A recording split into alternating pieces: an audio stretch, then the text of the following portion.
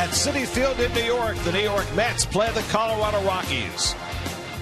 New York Mets baseball on SNY is brought to you by Geico, the #1 insurer in the New York market. By Bob's Discount Furniture, home of the world-famous Bob-O-Pedic memory foam mattress. By Buick. Visit TriStateBuick.com and experience the new Buick for yourself. By Pepsi, the official soft drink of Major League Baseball. And by Verizon, don't miss a moment of Mets baseball on the largest, most reliable 4G LTE network, only from Verizon. And a pleasant good afternoon, everybody, and welcome to Citi Field. Gary Cohen, Ron Darling with you today as the Mets go for a sweep of their 4-game series against the Rockies. You know, the Mets are 10-2 over the last 2 weeks. They've taken a 3.5-game lead in the National League East. A lot of attention has been paid to their enhanced offense, but this team is all about pitching, and we've seen that the last few days. Well, really, it's the reason they've been able to stay in the race. Being at home and being able to watch these games, I'm starting to realize what other teams must be feeling. The Colorado Rockies have seen in snippets pieces of Harvey, who's thrown a shutout against them, DeGrom with his great talent. But I think what is happening now, Colorado's the last team the Mets have had to face, is that this constant barrage of amazing young talent is starting to really just devastate these guys. There is nothing that you can do about it. The starting pitchers for Colorado, I think they've done a great job keeping them in the game. But when these guys are on, they will just destroy you. And I think it's something that's not only got around the league, but everyone in baseball knows it. Well, the Mets have now thrown 23 straight scoreless innings against the Rockies, and it was telling that after the game last night, Carlos Gonzalez, who regularly faces Clayton Kershaw and Zach Greinke and Madison Bumgarner in the National League West, had such high praise for Jacob deGrom. Well, it's interesting you named a couple of National League East hurlers. Listen, hitters hate pitchers. They hate to say anything nice about them, and to hear the hottest hitter on the planet say something like that about deGrom goes a long way in my book. Well, today it'll be Noah Syndergaard on the mound for the Mets. He had been going great guns, but had a little comeuppance in his last start in Tampa Bay. You know, it's going to be interesting for me watching Noah. If you watch that game against Tampa Bay, they got him off his fastball really early. That's something that's never happened, especially here at Citi Field. I'm sure he's going to make that change this afternoon. Gave up 4 first-inning runs in that game against Tampa Bay. Eddie Butler, who came up highly touted with the Rockies, really has struggled in the big leagues. Well, I think what's happened for Eddie, he had a nice April. He's been 1-8 since then. He is one of those young pitchers. They don't know whether he should throw 98-mile-an-hour four-seamers or his strength, which has been a good two-seamer, a good changeup, and a little bit of a slider. Ground balls are his specialty. So 2 rookie right-handers who've had very different seasons go head-to-head as the Mets try for a 4-game sweep of the Rockies. All the action coming up on SNY.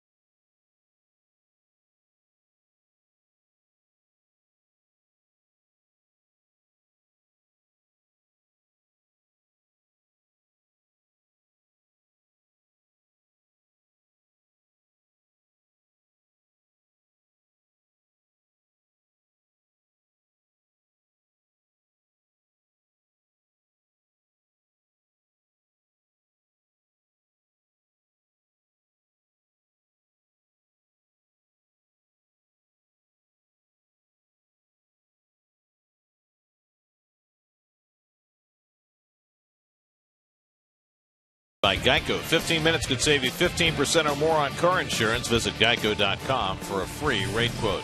By Delta Dugout. Sign up today at Mets.com/Delta Dugout. And by StubHub, the official fan-to-fan ticket marketplace of the New York Mets. Get to Citi Field for your chance to see the Grammy Award-winning Zac Brown Band take the stage Friday, August 21st and Saturday, August 22nd as part of their Jekyll and Hyde World Tour. Purchase your tickets at Mets.com/ZBB.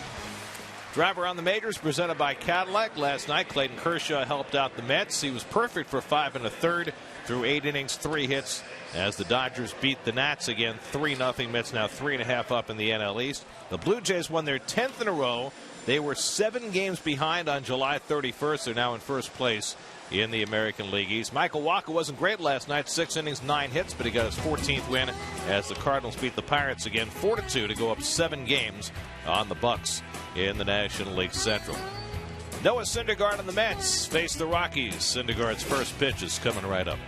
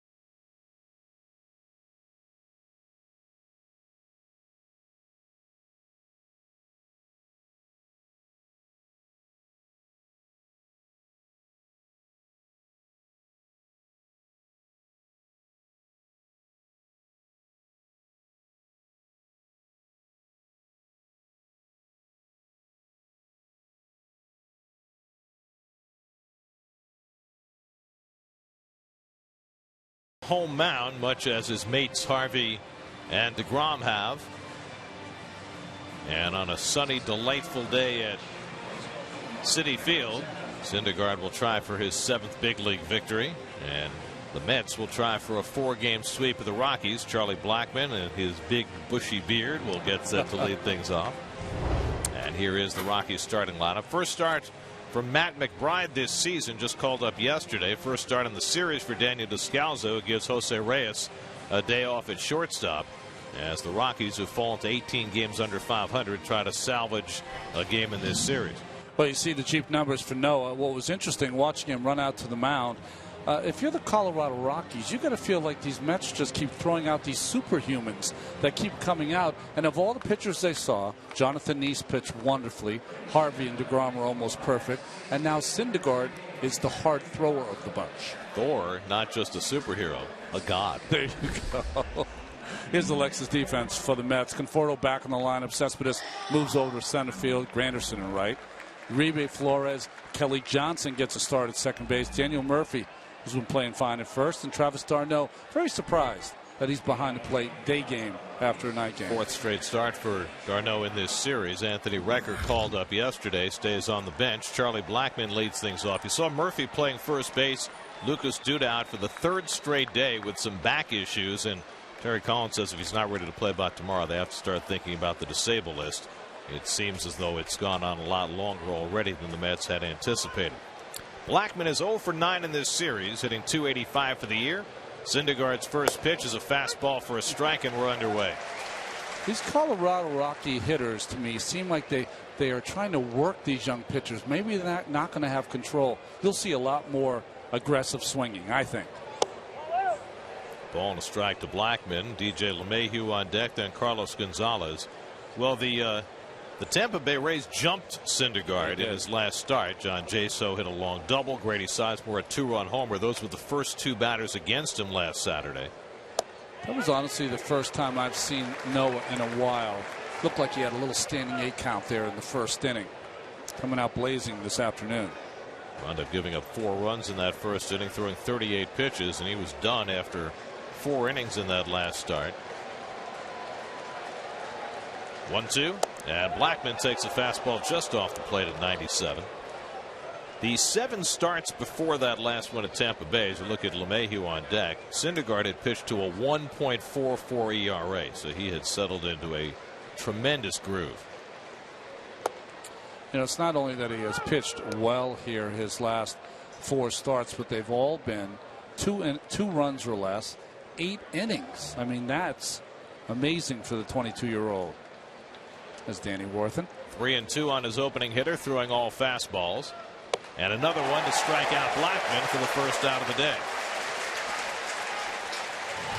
I said it before. These guys are so good that if they are on, they are dictating the at-bats, and there's really nothing you can do other than have your pitcher match them and try to do some hit and running, do something to try to generate some small offense. So 1 out and nobody on. Now DJ LeMahieu, the second baseman, 4 for 11 in this series.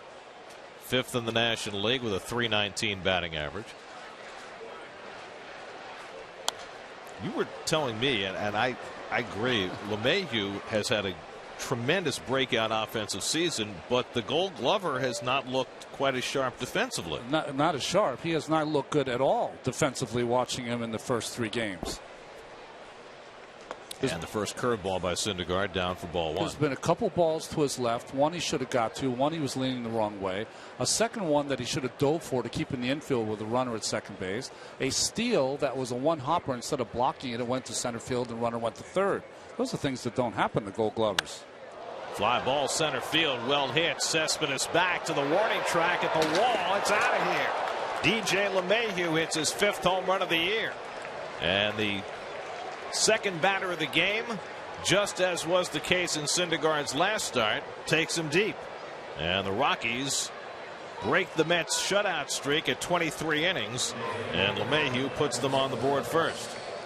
Well, as always, criticizing his defense, his offense, as Gary said, has been so good in this series.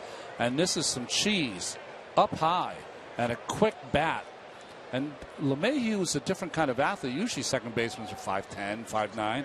He's 6'3", 6'4".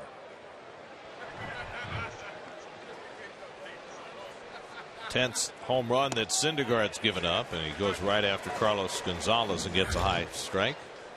Gonzalez 1 for 11 in this series. His 2-run homer on Monday night had been the sole run scoring for the Rockies in this series against John Neese before LeMahieu added one. I know for you folks at home, you've seen all good Mets stuff in this series. So difficult to sweep any major league team 4 games. The Colorado Rockies have come out here playing hard. It'll be up to the Mets to take it away. 0-2 to Gonzalez, just 1 for 11 in the series. And he fouls off the changeup right into our microphone, apparently. That was very nice. The sound of it. We used to have that mic. No good anymore. Well, at least he hit the mic and not the parakeet. Has anybody seen the parakeet today? I don't know. Struck him out with a high fastball. So a couple of strikeouts bracketing a home run for Syndergaard, and there are 2 out. And both fastballs to Blackmon and Gonzalez have been up in the strike zone. Something that Travis d'Arnaud likes to call with his hard throwers. Do you think, we talked about it before, d'Arnaud getting the start today, day game after a night game. Part of that is that this pitching staff has been on such a roll in this series that you don't want to break that up? I think part of it could be. I think also when you got Bartolo Colon coming up, he likes to be caught by Anthony Recker. Arenado drives one deep left center, headed toward the wall, and that's out of here. Second home run of the inning for the Rockies. Nolan Arenado's 28th of the year, and Colorado jumps out to a 2-0 lead. Arenado, who had been held in check in this series, blasting one. Well, Gary, I told you last night, his at-bat against Familia, he missed the hanging slider. Keith was talking about it, and Cespedes caught it in left field. Well, he did not miss this fastball. Down and away, and boy, not an awful pitch, but boy, beautiful swing by Arenado. So Arenado, a 2-time Gold Glover, having a breakout offensive year, hits his 28th home run, and for the second straight start, Syndergaard gets knocked back on his heels in the first inning. Now Matt McBride, who was just recalled yesterday, struck out as a pinch hitter last night. He was hitting .328 in the minor leagues this year with 12 home runs. And Syndergaard gets a knee-high strike, 1-1. I've got Syndergaard at one breaking ball and all the rest fastballs.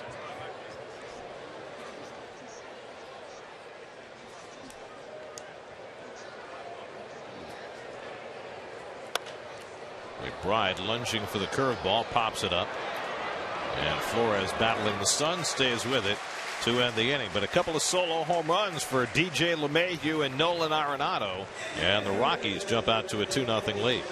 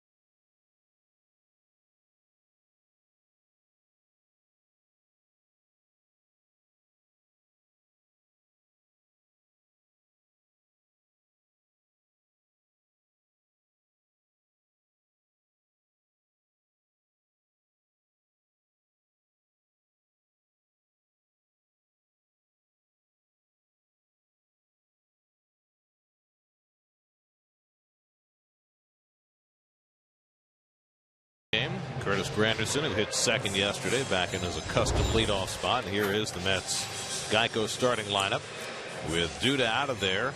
Juan Uribe gets a start in the cleanup spot against a right-hander. That's a rarity. Kelly Johnson and Michael Conforto back in there against the right-hander after the Mets faced lefties the last 2 nights.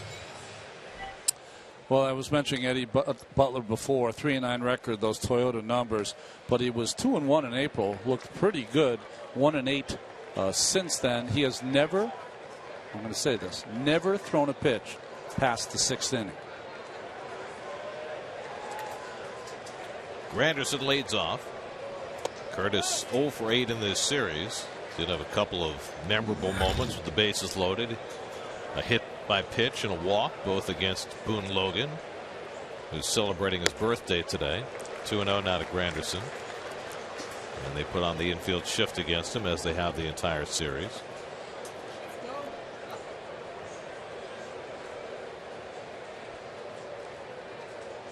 And Butler quickly behind 3-0. Eddie Butler, I think this is the first time I've seen this from a starting pitcher who's got more than 1 or 2 starts this year. He has more walks than strikeouts. He's got a complete game, but it was rain shortened. But he hasn't thrown a ball past the 6th inning. More walks than strikeouts.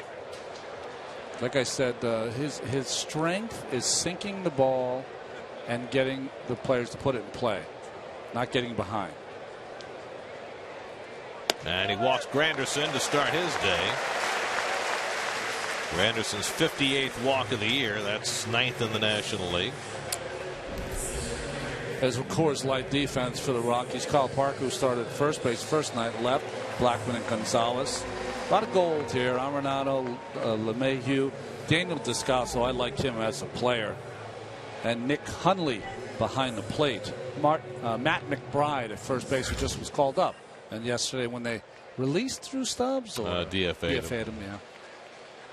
Well, here's Cespedes, who hit his first home run as a Met in his last at bat last night against Christian Bergman, a laser beam to right center.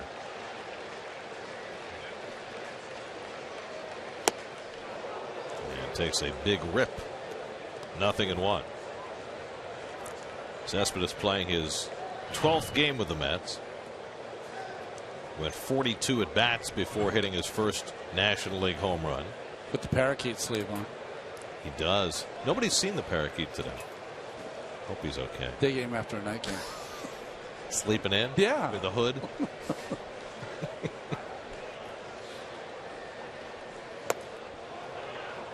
Nothing in 2 to Cespedes with Daniel Murphy on deck. There's your Coors Light Cold Hard Facts for today. Last 12 games, he had the raccoon in the clubhouse. Right. He had the parakeet on the backstop screen, and the Mets are 10-2. Peter loves us. How many pets can we adopt over the course of a season? 0-2 to Cespedes. And he fouls off the fastball from Butler. You see Butler, those were his 4 seamers. I mean, he's got the talent. Throws 95, 96 miles an hour, can sink it. Curveball, changeup's probably his best secondary pitch. First round pick by the Rockies in 2012 out of Radford University in Virginia. I didn't even know where that was. Had to look it up. Been there. You've been there? Yeah, You've been all over the South. For a New York guy, you've spent a lot of time in the South. I have. I know all the little towns in South Carolina that nobody's ever seen.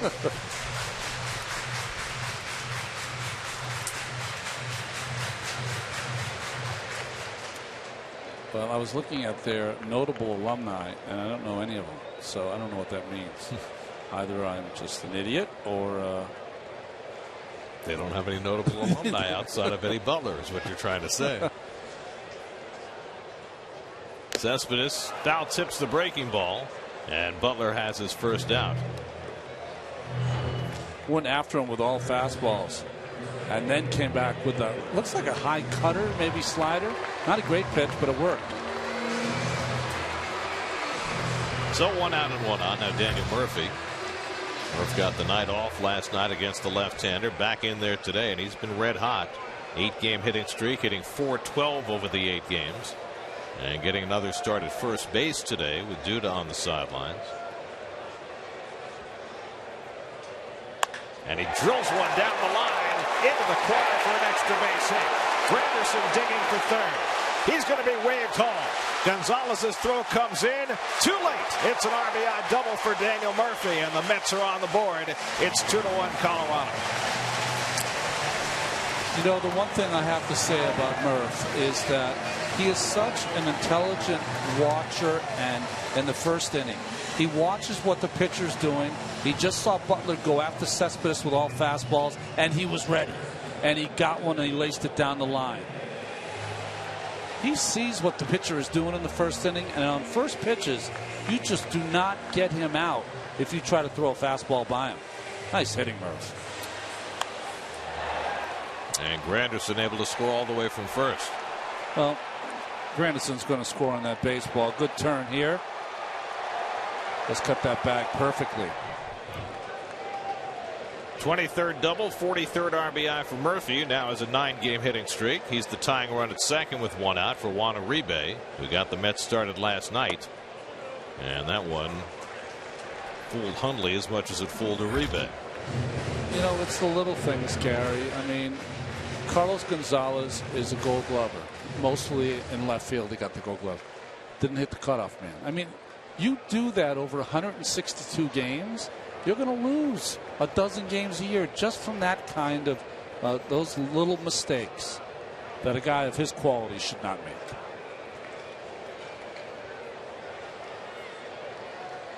Uribe 2 for 8 in this series. And he lays off the slider. 2-0. So he's got a great arm. You hit the cutoff man. He tried to throw it all the way in the air at home because of that good arm. That's why he missed the cutoff man. I think it's an ill-advised play. Especially Murphy could have went on to third base if it's a ride, the throw. Well, the one thing Butler did right was back up so that he couldn't. And it's bounced foul, and it's 2-1 to Uribe. Well, think about the mistake the Nationals made last night. They're only losing 1-0. Jordan Zimmerman almost matched Clayton Kershaw pitch for pitch. They get into the 9th inning, comes into Rendon. No one's going to score. It's going to be second and third. He throws it into the Dodgers dugout. 2 more runs scored from that mistake.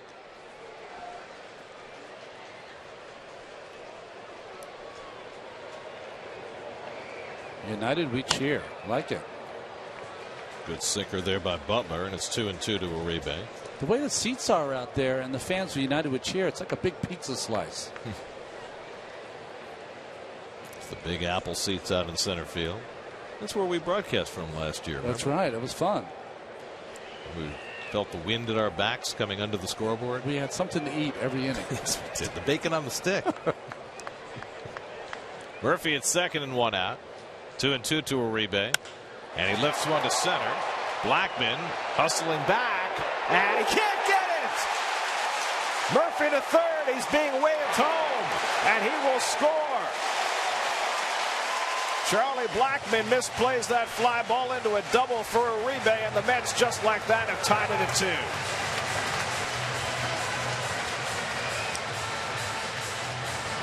2. You know, this is when you know you got a little bit of magic working, is that you get down and look at Charlie Blackman's trying to time this baseball. You can't, especially in day games. A ball will carry a little bit, and he misses the cutoff man also, which allows Murphy, who went back to tag, he was going to have a hard time to scoring if they hit the cutoff man. The Scouts would have had a play, but he missed him. No play at home. Walk to Granderson, run scoring doubles for Murphy and Uribe, and the Mets get the 2 runs back, and Eddie Butler gets a visit from his pitching coach, Steve Foster. Well, other than Cespedes, the balls have been bullets so far that have been hit by Murphy and by Uribe. Butler, to me, is I think what has happened for Colorado is they've had to rush a lot of these young guys up to the major leagues, and you know they're taking their lumps here, and you hope that works for them in the future. Well, they've got 5 starters on the disabled list, which has accelerated the promotions of guys like Butler. Here's Kelly Johnson getting the start at second base today. And the Rockies shift against him. Kelly 0 for his last 12. And he bounces one foul. You know, we were talking about it last night. Going into last night's game, Cespedes was struggling. Uribe hadn't had a hit in 4 games. Kelly Johnson's 0 for his last 12.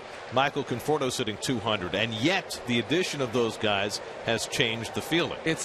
But it's a confluence of strength. Right. What has happened? Kelly Johnson, his first game, what did he do? Hit a home run to win the game.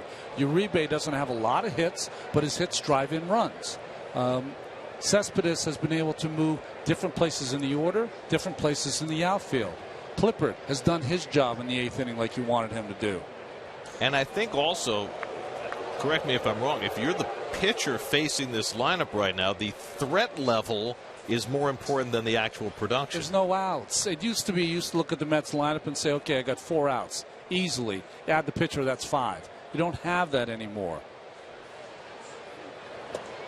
Conforto has got 2 big hits as a Met when I think about it. That double in Tampa Bay to put them ahead. And that home run after they got in at 4:30 in the morning. That's a game that a team will be flat the next day. Hits a 3-run bomb early, changes the whole game. The first game in Miami. Yeah. Travis d'Arnaud on deck, 1-1 to Johnson. And Kelly smacks one, and that gets on by Descalso, and that'll give the Mets the lead. Johnson heading for second, and the Mets had their third straight double and a 3-2 lead.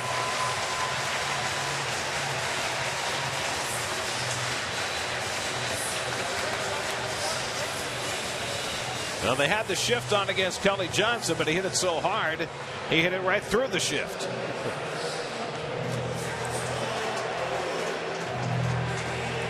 Well, the defense, you see the shift that Gary was talking about. Descalso a little off the grass, in a little bit.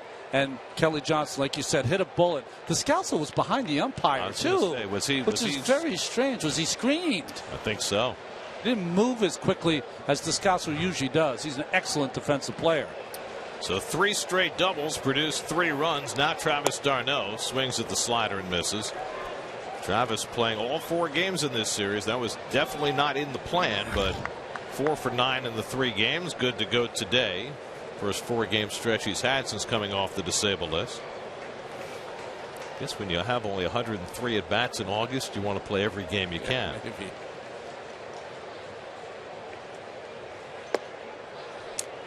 Well, I mean, it's almost like the Rockies are being ham and egged here.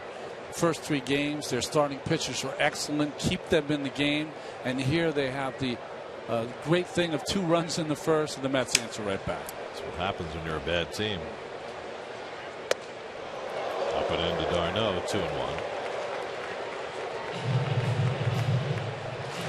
Well, we have our second noontime start. Remember the last one? It was only 2 weeks ago today. It feels like an eternity ago. That was that long day where the Mets blew a 6-run lead against the Padres. A couple of rain delays in the 9th inning. And so much has changed since then. The next night, Flores hit the walk-off home run against the Nationals. The Mets are 10-2 since then. Yeah. Their whole year has changed. I think there's been 2 teams since the trading deadline that have changed their entire season. One here in Flushing and one north of the border. And they're both in first place now. d'Arnaud lines one, and Descalso snags it for the second out. Good base running by Kelly Johnson. He read it well.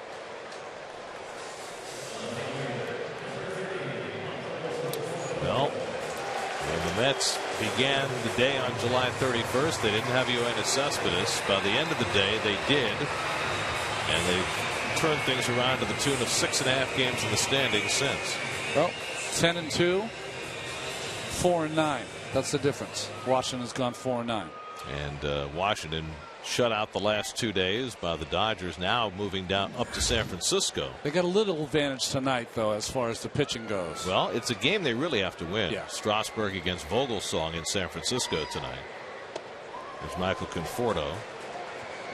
Conforto didn't start the last 2 nights with lefties on the mound, but he did pinch hit last night. First time in his life he's ever been called upon to pinch hit. And he popped up. Terry Collins was saying today he's got to get his feet wet in that role, and it was a perfect spot for him. 1-1, but it's awfully difficult to ask a young player who's been a star his entire life to pinch hit in a pennant race. Well, I think what I would tell him is say, hey, young man, you're going to play a lot. It's just this week is an unusual week. We're facing a lot of left-handed pitching. That's just how it goes. Mm-hmm.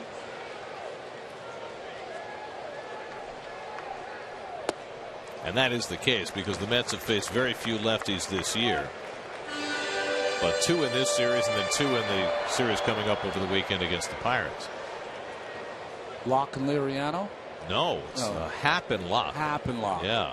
Happ is taking Burnett's spot in the rotation. Mets get a huge break in that series in terms of the pitching matchups. We've seen that a lot, though. And you know, that's part of having a good year, right? You have to have the schedule drop in your favor. Of course, but remember, earlier in the season they faced Scherzer a couple times, so it wasn't in their favor. But then they missed him a couple of times, yeah. And they missed Jose Fernandez in Miami. Big time. Now they're missing Cole, Liriano, and of course Burnett, who's on the DL in the series coming up against the Pirates. Conforto tries to hold, and he did. And made the third base umpire, gives him a pass, 3-2. Oh, boy, that was rookie on rookie call right there. You got to like it. Ben May, the young umpire, that's a call. I think he held it back, but we've seen worse. Called as a strike. So that'll force Eddie Butler to throw his 30th pitch of this opening inning. 3-2 to Conforto with Flores on deck.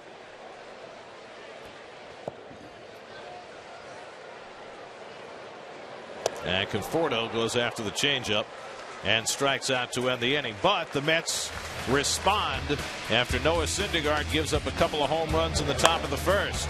After a walk to Granderson, Murphy, and Uribe, and Johnson all cash in. And the Mets lead 3-2 after one.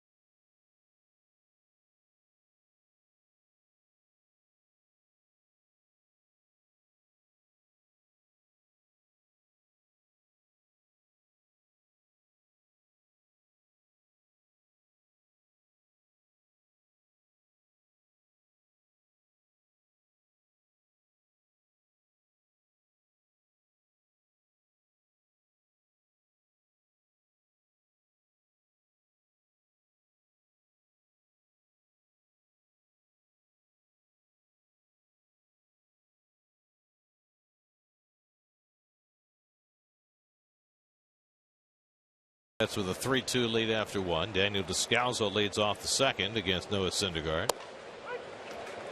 Let's see, his last start, Syndergaard got 3 runs in the top of the first in support and gave up 4 in the bottom. Here he gives up 2 in the top and gets 3 in the bottom, so he's working ahead of the game. And he's got that high fastball working today, and he's ahead on Descalso 0-2. It's interesting. The fastball up has movement. The fastball down does not. So we'll see if he starts to incorporate some of his breaking pitches in to change it up a little bit, although this is still his first time through the order. Descalso lines one to right, and he's got a base hit. So an 0-2 fastball, and Descalso starts the second with a leadoff single. Well, there's you see what the top 4 in the Mets rotation have done over the last month, or 2 months, since June 13th. 1.99 ERA.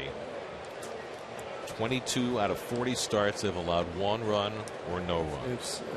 It's stuff I'm not even commonplace. It's hard for me to even describe. You're going to have a start here and there, right, Gary? Just here and there, apparently. Yeah. That's all presented by DraftKings. Play daily fantasy baseball for free on DraftKings.com and a promo code NYM for free entry. Well, Syndergaard starts off Nick Hundley with a curveball. Hundley 2 for 6 in this series. Had the night off last night. Michael McHenry caught and walked a couple of times. So 17 of his first 21 pitches here in the first time through the lineup have all been fastballs. Finally changes it up.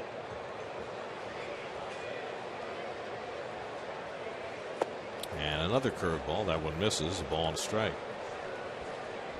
Hundley having his best offensive year, hitting .300 with 9 home runs. It's amazing what going to Colorado will do for your offensive mindset. Former San Diego Padre, who finished last year in Baltimore.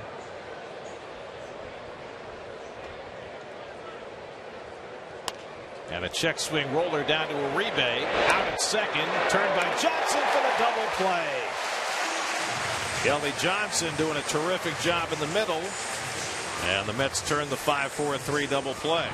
There has got to be in some immediacy when you play third base if you want to turn 2. And that's what you get from Uribe. When he gets the ground ball, there's no fooling around. There's no throwing over the top. Wherever he catches it, he lets it go. Kelly Johnson has the courage to stay in there and take the hit from the runner Descalso, because that makes the play also, and throws a strike to Murphy. Johnson did a great job. He used the bag for protection, and Descalso gave him no quarter there. You know, he knows he's going to get hit.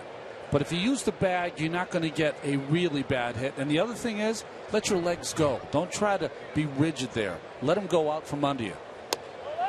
Use Descalso as kind of a landing platform.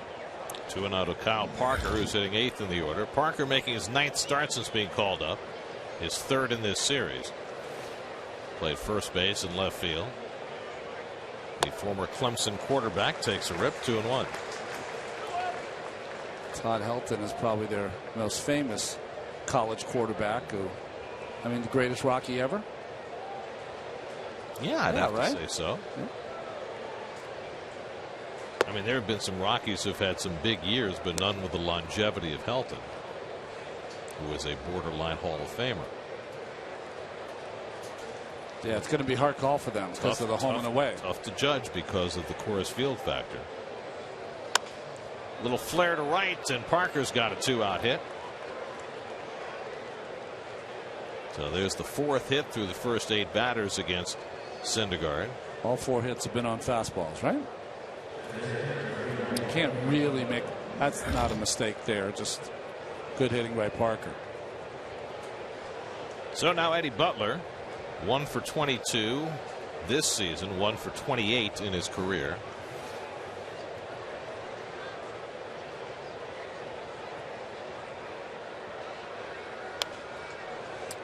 Pretty good swing there by Butler.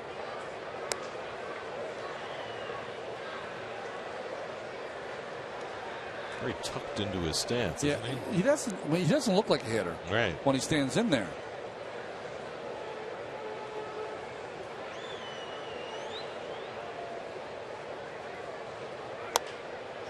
And on the breaking ball, Murphy with the slide and hits that fence hard, but he appears to be okay. There's Tommy Goodwin with a little help. Well, he does it right. The only problem is the concrete. It's not netting there. See? There's concrete below the netting and the padding. Probably should have slid a little earlier. Now, yesterday, I don't know how many of you saw it, maybe the greatest catch of a foul ball that a first baseman has ever made was made at Wrigley Field by Anthony Rizzo. That was one for the ages. You didn't see it. Rizzo climbed the tarp, stood up on the concrete wall, and then made a dive into the stands to catch the pop-up. And they originally ruled it no catch, saying that he was out of play, but then they overturned themselves and ruled it a catch. And it was fantastic. Butler strikes out on a pitch in the dirt, and Darno will go over and slap a tag on him to end the inning. 3rd strikeout for Syndergaard. Works around a couple of hits in the second. Mets lead 3-2.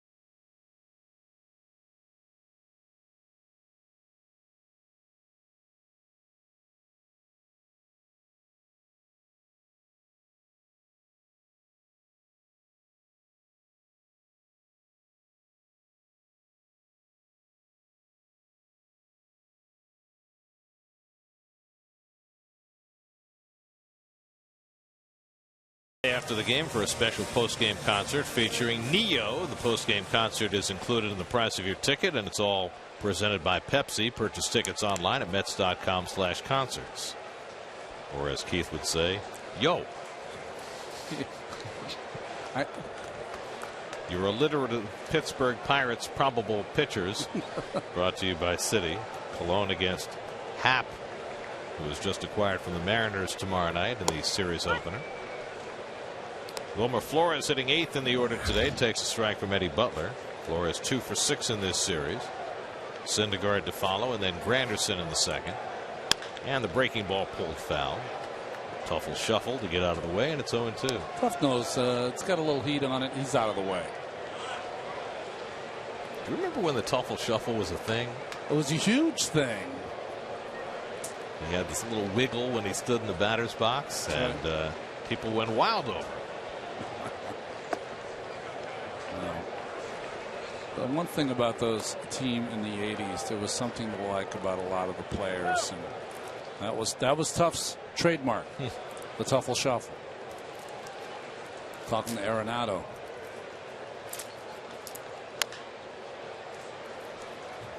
No shuffle necessary. But what happens when a third base coach doesn't make a play? A Gold Glover like Arenado start giving it to him. I thought you were an infielder. Can't you make that play? I have never seen a more animated, long-running conversation between a third base coach and a third baseman. That's hit down to third, and this one Arenado can field on the back end. And the Gold Glover throws out Flores. When Ozzie Guillen was coaching third for the Marlins and Edgardo Alfonso was playing third base for the Mets, they would talk for 9 innings, non-stop. And of course, Ozzie was doing most of the talking. Of course. But Fonzie was laughing, and just it was because they're countrymen. They're both from Venezuela, and it just never stopped for the entire series. Have you ever had a conversation with Ozzie Guillen? Just a couple. All you do is laugh the entire time. Right. You don't do much talking. No. Syndergaard swinging at the changeup, and it's 1-1. Noah with 5 hits this year, including a home run. A long home run. And so Butler stays with the soft stuff. 1-0 changeup, 1-1 changeup. His reputation precedes him. Curtis Granderson on deck. And Syndergaard tops one. Butler fields. 2 out.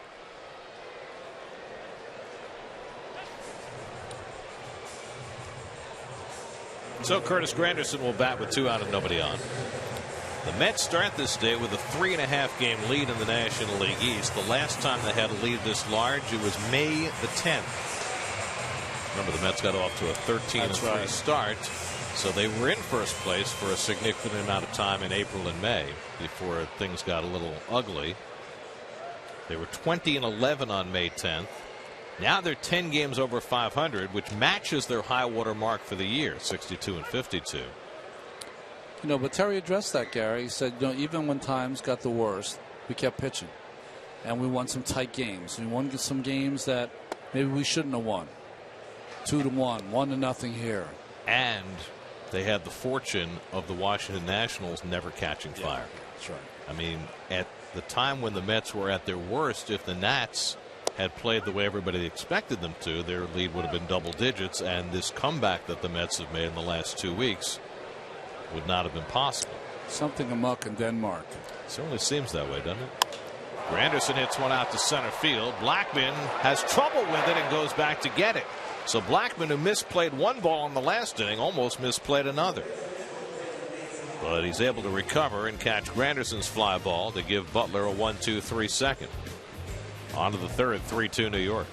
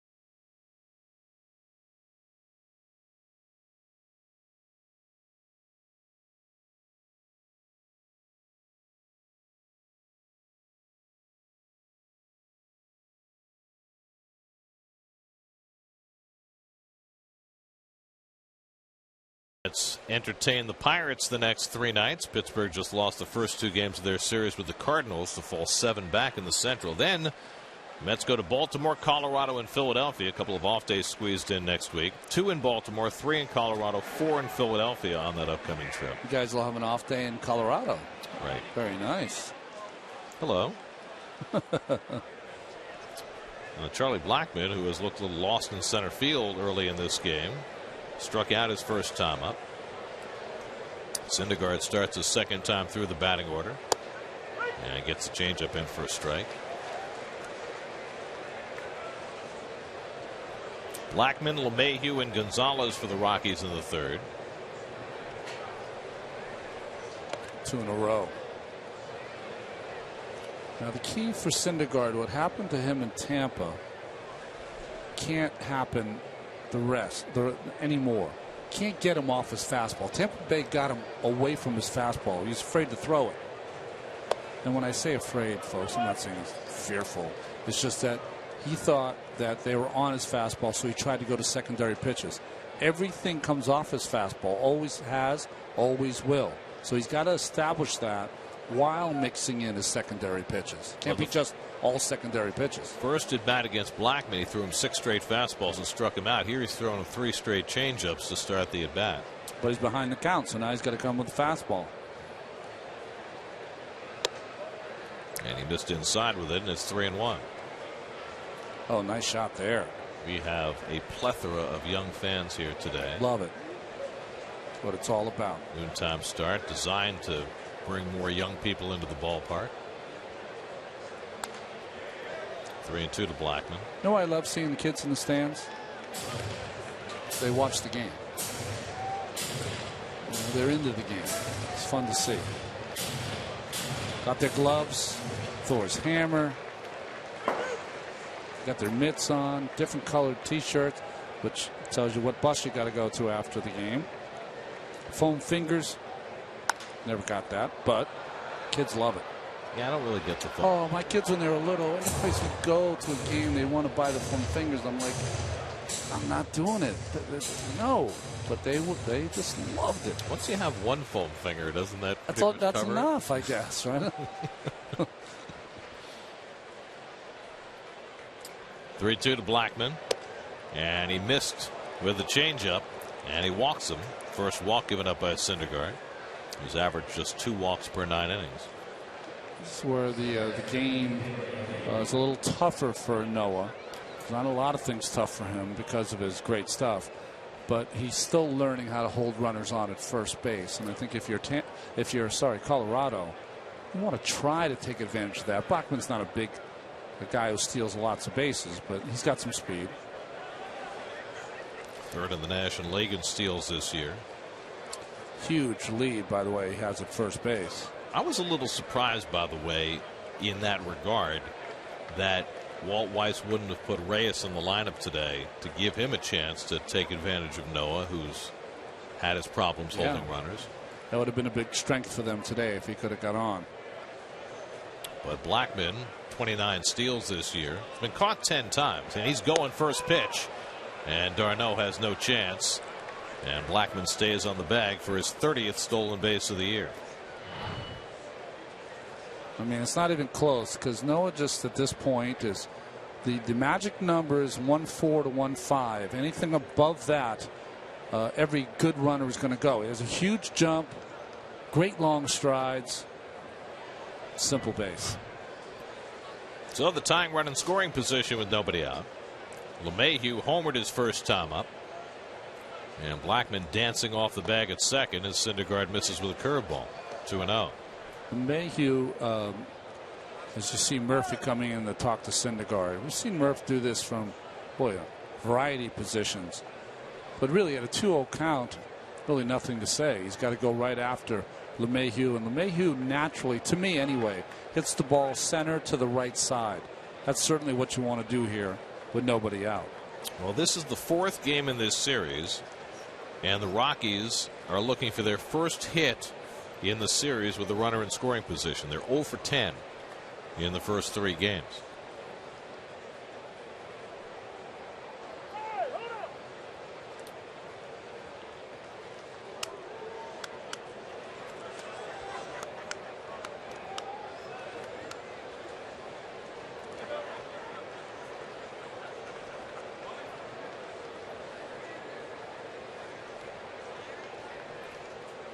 And LeMahieu flies one out to right.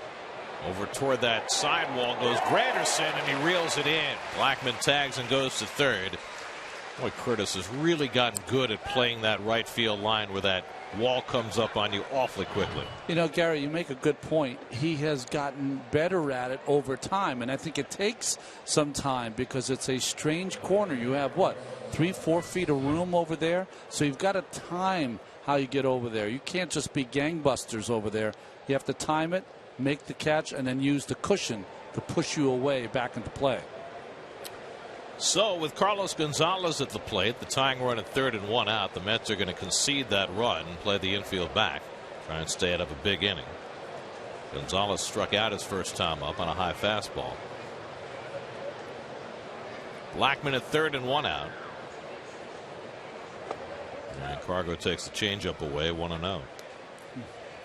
Gonzalez now 1 for 12 in this series with his strikeout his first time up.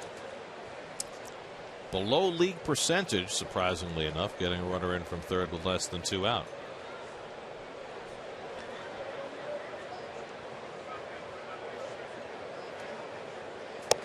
Well, the same thing's happening here that happened in Tampa Bay, is that they've started to get him off his fastball. That's 2 straight changeups to Carlos Gonzalez.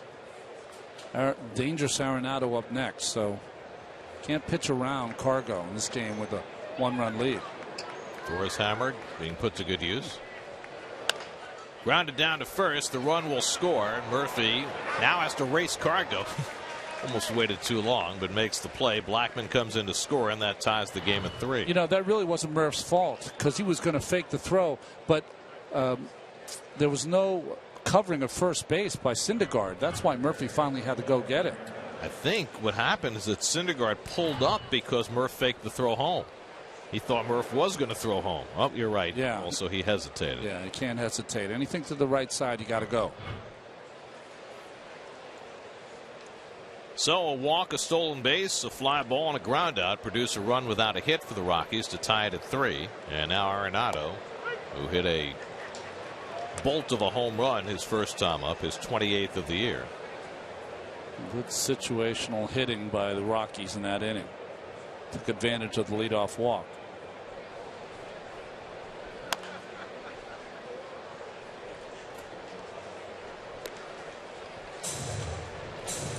Arenado has that walk of a star, doesn't he? Confidence and to have the combination of defense and offense is it's like a young David Wright. He's accomplished great things at a young age, just 24 years old. He's already won 2 Gold Gloves. He's on the verge of a 30 home run season.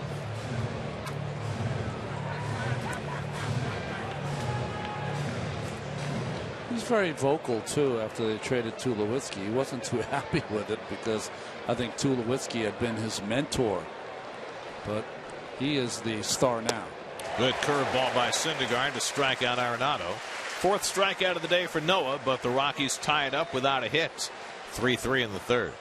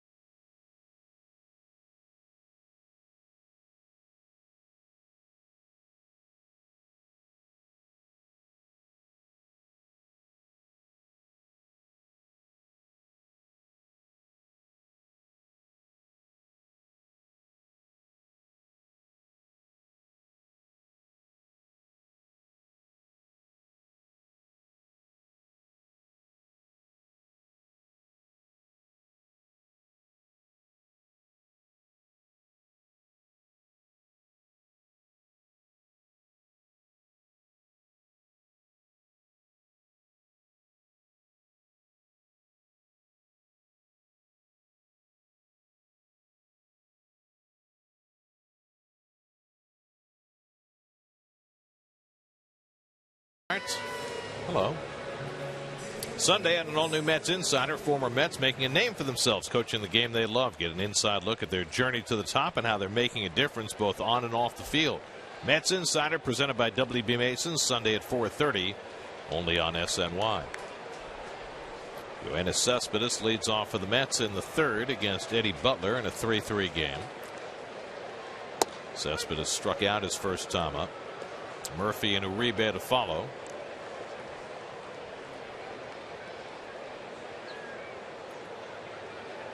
I think that Cespedes was joking after the game when he said he put on the sleeve because of the bird.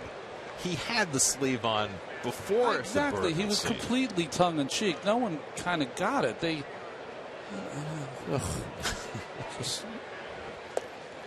I mean, I guess someone must think, boy, that this is a real story. So now he's got the matching necklace, folks.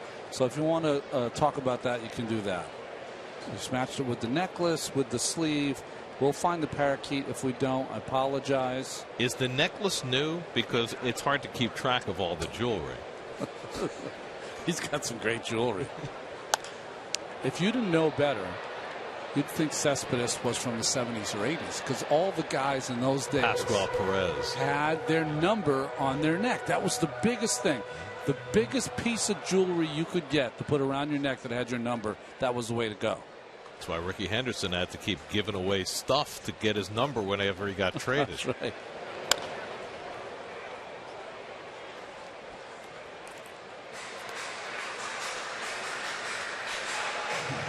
In fact, I remember someone for my birthday got me my number in a gold chain, and you have to take this back. I mean, I'm not wearing that, please. 1-2, and Cespedes takes inside. Well, it's not surprising that, you know, Cespedes would be wearing the styles from the 70s. After all, that's what they're driving at Havana. That's right. That's right. Which we'll maybe be able to see soon. More like the 50s. Yeah, in 50s. some cases. Yeah. They got Edsels and all of those kind of cars. Amazing. All those street scenes. Yep. Those cars are still out on the road. How do they ever fix them? Where do they get the parts? It's interesting. One of the amazing things about the 50 years of the embargo. Well, I'm sure that there's this whole business. Oh, there's the umbrella. I remember Ozzie Smith wearing that in the day. I'm sure that there's a whole business of restoring the parts, remaking the parts. Long turn at bat for Cespedes. I bet you Yoenis knows. Well, we have to ask him.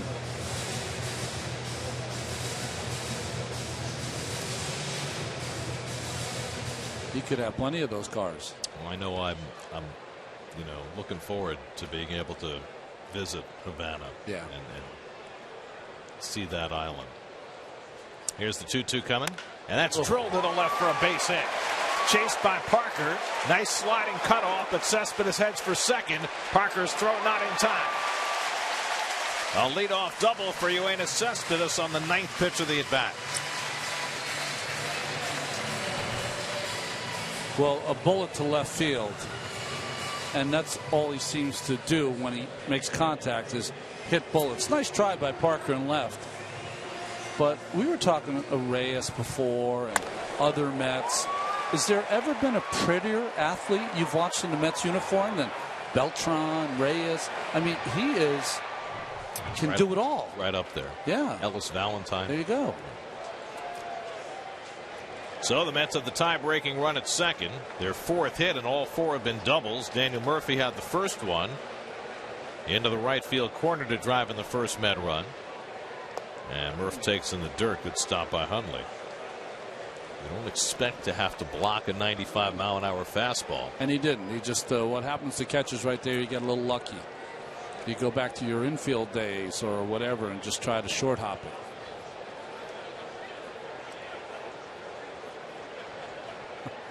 Murphy with his first inning double now is a 9-game hitting streak, hitting .429 over the 9 games. Another one spiked 2-0. Well, we were talking about the 70s and Pascual Perez and his jewelry. There's some of it. Oh my God, that is hilarious. He's got the sanitary sock used tied around his head as a headband. The old Ray-Bans. And what was he, I-285 or something? Pascual Perez has a number of sagas linked to his name. Yeah. One was when he couldn't find the stadium and kept driving around the perimeter road in Atlanta. The other is when the San Diego Padres threw at him 9 straight times in one game. That's right. Just because. They had 3 bench clearing brawls in the same game. Murphy will advance the runner with that ground ball. Comes up for Descalso, a rare bad hop, but he stays with it, and Cespedes moves to third. So the tie-breaking run at third with 1 out for Uribe. Get extended post-game coverage of today's Mets-Rockies finale on Daily News Live, presented by Citi, today at 5 only on SNY. You know, Daily News Live is a great show. They always bring in the best writers. John Harper will be on there. They'll bring in Bill Madden, all the great baseball writers who write for the Daily News. Andy Martino. If you're into football, Ralph Vacchiano, Manish Mehta, they'll be on there. For basketball, they bring in Frank Isola. All the best Daily News writers, all on that show. So tune in. You're such a shill, Gary. The infield comes in. Juan Uribe at the plate, and he takes a breaking ball for a strike.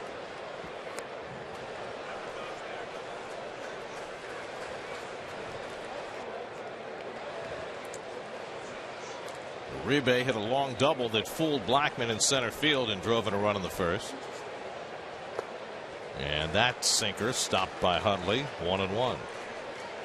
The good news for Butler is he's got great movement on his sinker. Bad news is he's making his catcher crazy. Well, we talked about it before. He has had more walks than strikeouts coming in. Cespedes at third with 1 out. And Uribe pulls one foul. Just been a little out front as Uribe. That is a pitch when he's on. That is in the seats. Watch this pitch. Little slider hanging. When he is on, he's not ahead of that. That is in the seats. He knows it too. He's got 10 hits as a Met, 8 RBIs. Pops this one up. Who's going to get it? Descalso gives way to Arenado. And Arenado catches it in fair territory, and that's the second out. So Uribe can't get the run in. I mean, that was a big league pop up there. You're trying to hit something, if you're up situationally wise, trying to hit something in the air, but got too far under it. So it's left to Kelly Johnson to try and cash the go-ahead run. Well, the Mets until this game have done an amazing job of scoring their runs with 2 outs.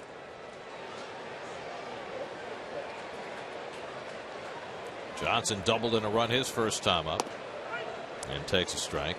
And as they did the last time, they've got the shift on against Kelly. He hit it through the shift for his double in the first inning.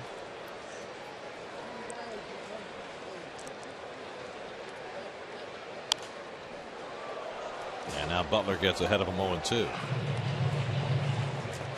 No nonsense with Kelly Johnson. Doesn't step out.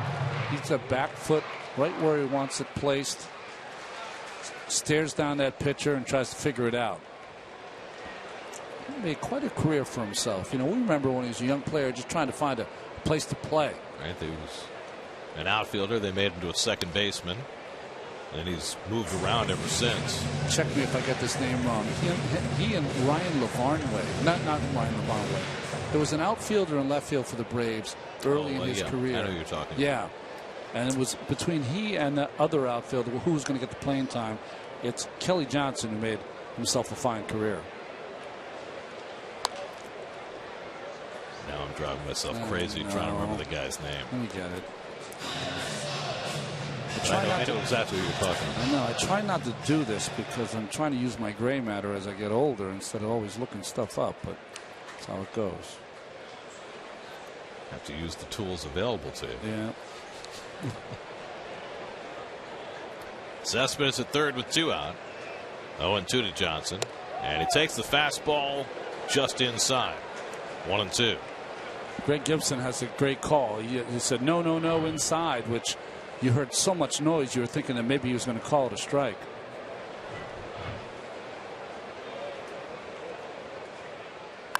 Drilled into right center field for a base hit, and the Mets regain the lead.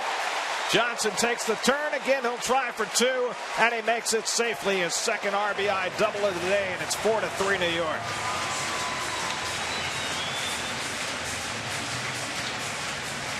You know, Ryan Langerhans could never do that. Go.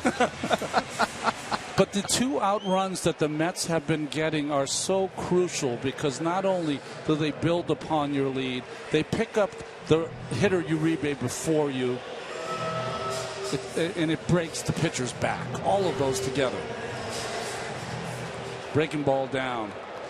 Just perfect. It's like we were talking about before. It's not the actual production. It's that continued threat up and down the lineup. And the Mets are taking advantage of it. Big cut by d'Arnaud, who lined out to short his first time up. So the Mets they've put up their 4 runs. I heard their record's pretty good when they score 4. 44-7 when they score 4 runs or more. We may need more than 4 today. Yeah.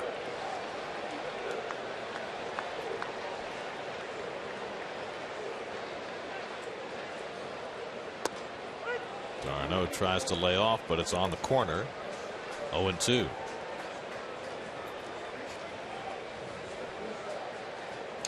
Syndergaard, last 2 starts now, going through a bit of a doldrums period.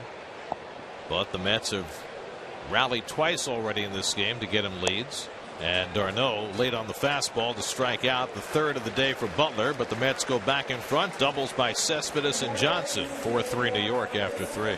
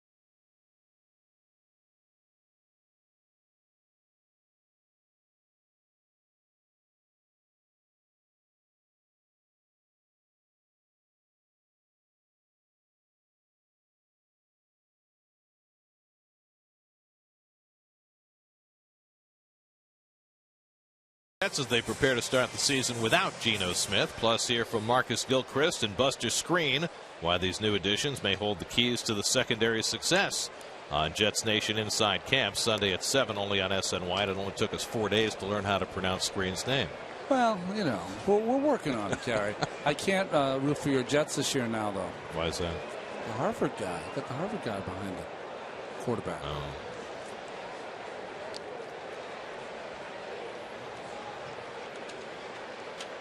Matt McBride leads off in the 4th inning. He might not be there very long.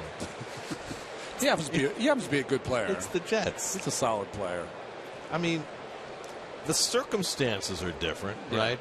Geno getting punched and breaking his jaw. But, you know, I don't know if you're old enough to remember this, but Joe Namath once tried to make a tackle in a preseason game and missed the season. That's right. Right? That's right. Vinny Testaverde went down in the season opener. I mean, this stuff happens. So no, don't have despair. 0-2 to McBride, who popped a short his first time up, getting his first start of the season for the Rockies. Daniel Descalso on deck, then Nick Hundley as Noah Syndergaard tries to get into some kind of groove. It has eluded him so far this afternoon. Noah gave up 2 solo home runs in the first, a couple of hits in the second, a walk that came around to score in the third. McBride grounds one down to Uribe. Nice easy hop. 1 out.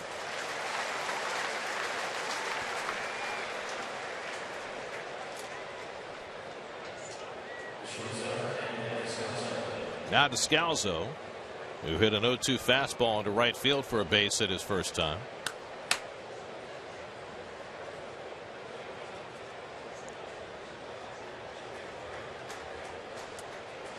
This is rare for us to see because Syndergaard at Citi Field is just usually untouchable.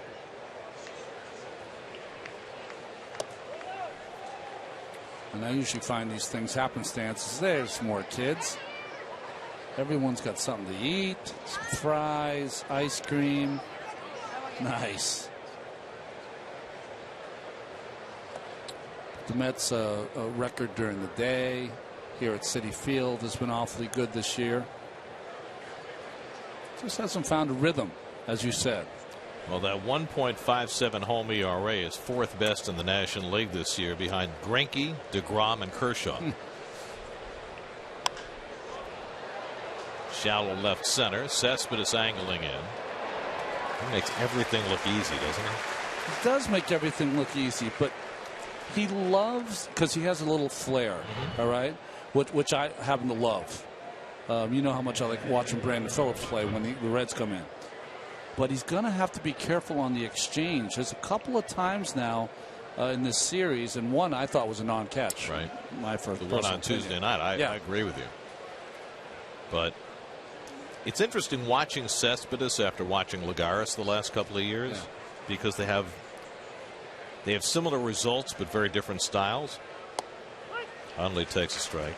Yeah, when you watch Lagares run after something, he's kind of like a linebacker or a free safety running after it, and he makes it look easy because of the way he goes after it.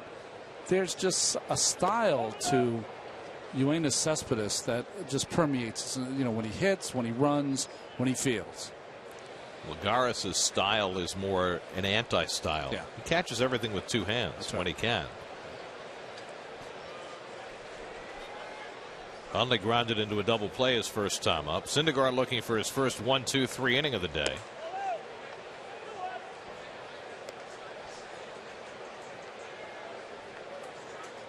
By the way, I'm told that most of the older cars in Havana have replacement Russian diesel engines. Oh, okay. Now makes sense. So they've got the old 50s bodies with more modern engines. So every car is red in some way. Right.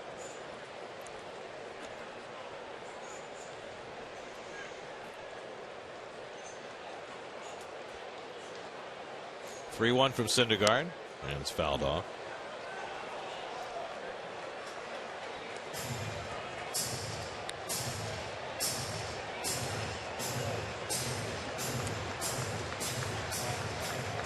Blue Jays are winning again. 4-0 in the third against the A's, going for their 11th straight win. Amazing. 3-2 coming, and the curveball popped up, and d'Arnaud able to make the basket catch to retire the side right on the on-deck circle. First 1-2-3 inning for Syndergaard. Mets lead 4-3.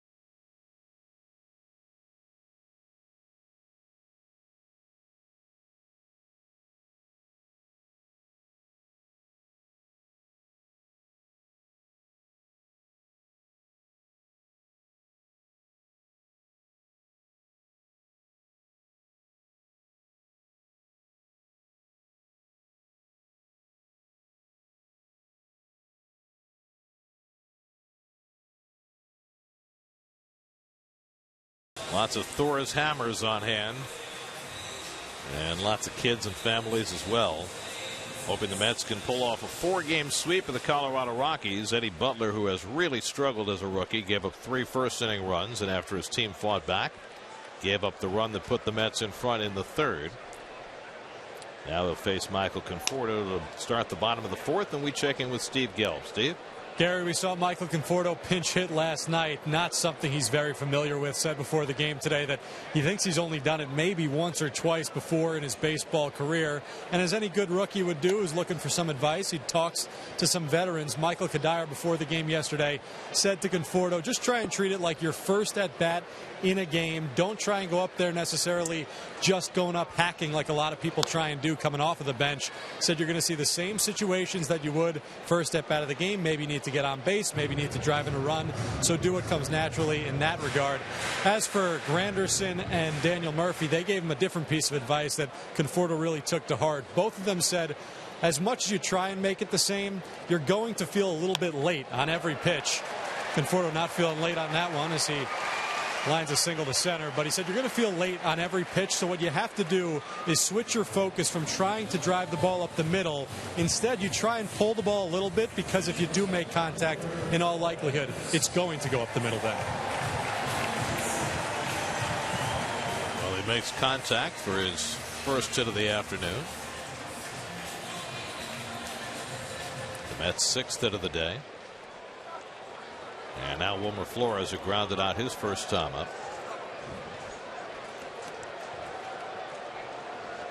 Conforto with that base hit snaps an 0 for 9 stretch to keep his average over 200.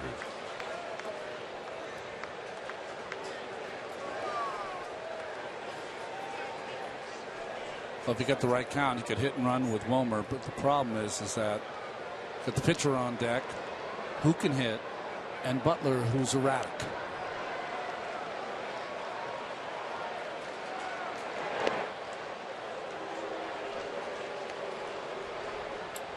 And I say Butler's been erratic this year, and I've talked about his more walks and strikeouts.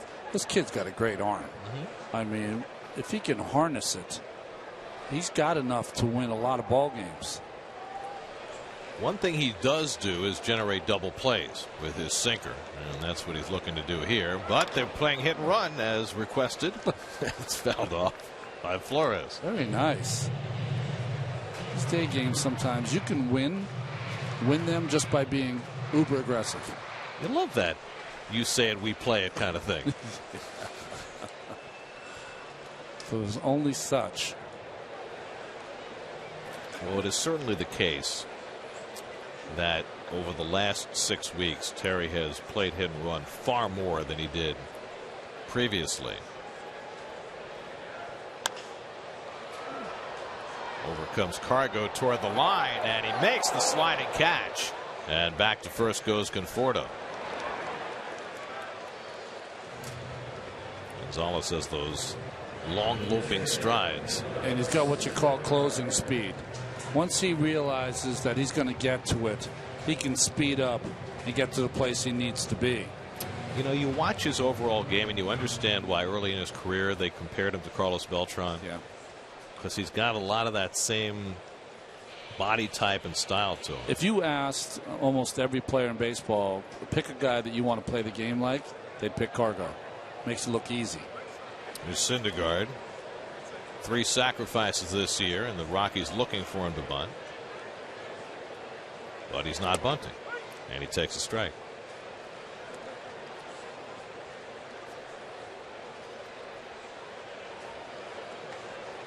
And Syndergaard needs a refresher on the side. Yeah. Well, what Tuff did,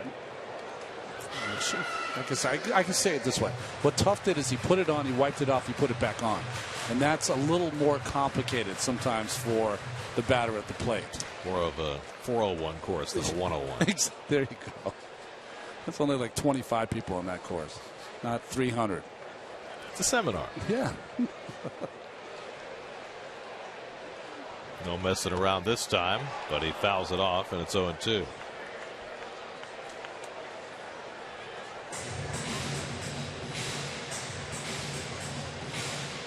There's a real science to it. You know, these third base coaches, they go home and they go in front of the mirror and they work on their signs to get them as quick as they can give them, as long as they're clear to the hitter at the plate and the runner on the base.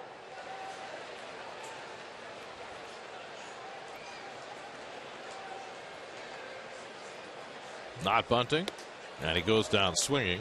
Fourth strikeout for Butler. 2 out in the inning.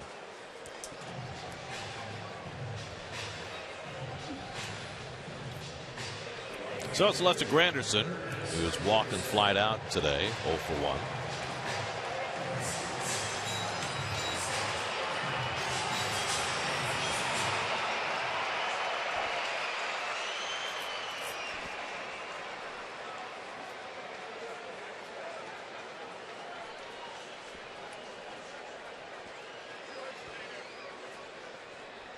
Conforto at first with 2 out.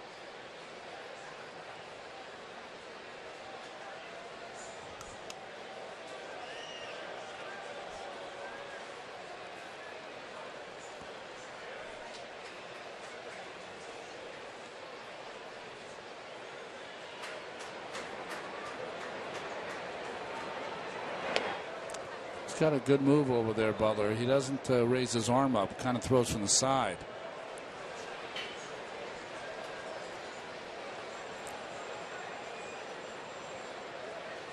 Timothy Edward Butler, known as Eddie. You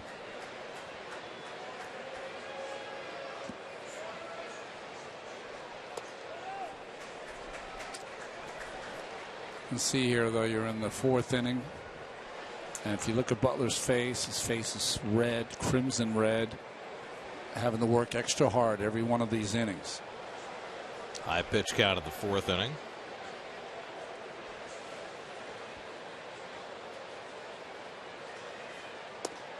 And now behind on Granderson, 2-0. Curtis hit out of the leadoff spot for the first time this season last night. And whether coincidentally or not, he went 0 for 4.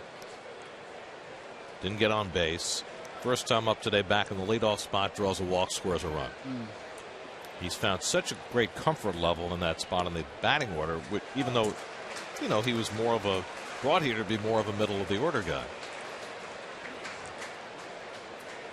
Well, the thing I would say to Curtis is that Lagares had 2 really good ball games.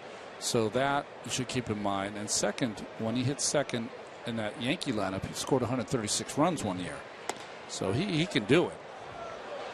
Oh, no question. I'm just saying that, you know, when the Mets signed Curtis Granderson to a 4-year deal, they anticipated him being a 4th hitter behind David Wright, not being the leadoff hitter. But he's really embraced the role this year and done a great job with it.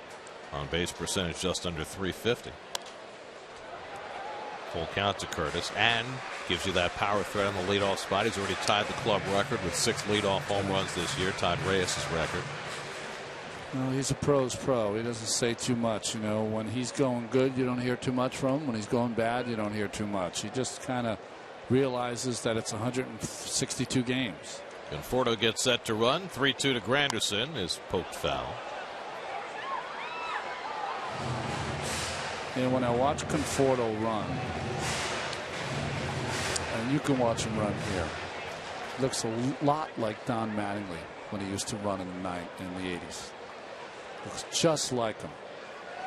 Now, if he can hit like Mattingly, the Mets will really have some.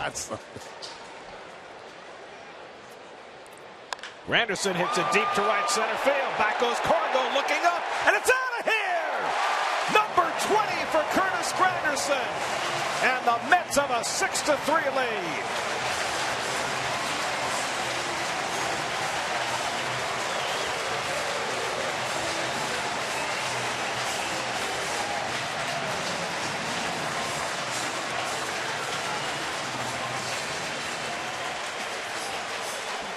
So on August 13th, Granderson, the leadoff hitter, has matched his home run total from last year.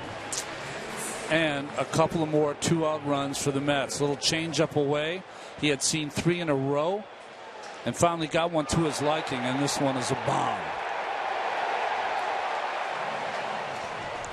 That Mets home run means $2,000 for an NYC community partner, courtesy of Citi. Granderson's 20th, 48 RBIs, and a 3-run Mets lead in a game they once trailed 2-0. 2-0 to Cespedes, who doubled and scored the go-ahead run in the third. So the Mets have 7 hits in this game, 6 of the 7 for extra bases, 5 doubles and a home run. And now Butler really struggling. He might be on his last leg. It's just frustrated. You know, he's a young kid and he's gone through tough times, and happens to everyone except, it seems, the Mets pitchers. Well, it's a matter of degree, right? I know. I mean, swinging 3-0 there, Cespedes fouls it off. I mean, Syndergaard is struggling right now, but he's not struggling that much. Yeah, no. Yeah, No? there's ways of reining it in, and Butler hasn't found that way yet. You hope he does, because he's got too good of an arm not to. Butler was recalled after the All-Star break. He's got a 7.29 ERA since, and today will not help him. Arenado with a bare hand pickup, and he gets Cespedes by half a stride. There's a Gold Glove play by Nolan Arenado to end the inning. But the Mets expand on their lead. More 2-out scoring, this time from Granderson. 400-plus foot home run, his 20th of the year. And the Mets lead 6-3 after 4.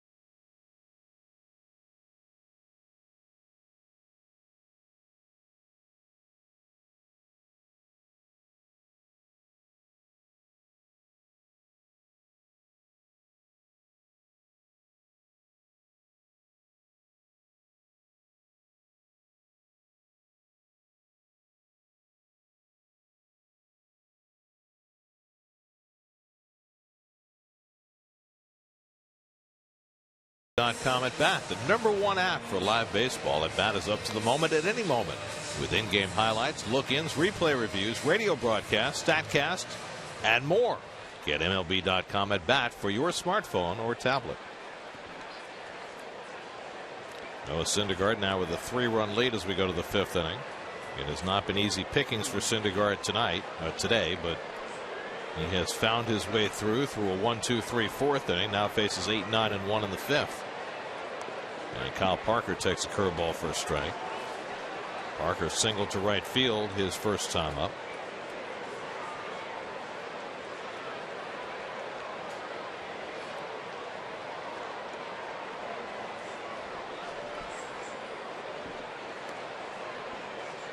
Chris Russin, who started for the Rockies 2 nights ago on the mound, is on deck to pinch hit. Kid from Kentucky. Well, you said he could hit a little bit, and he can.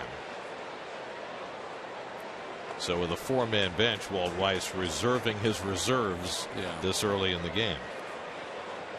There's Russin, who went 0 for 2 at the plate on Tuesday night, but hit a home run against Carlos Martinez a few weeks ago. That's a nice endorsement. And the curveball, and Parker goes around 2-2. Now this is going to sound so abnormal, something for me, but There's been a struggle for Syndergaard his last couple of starts.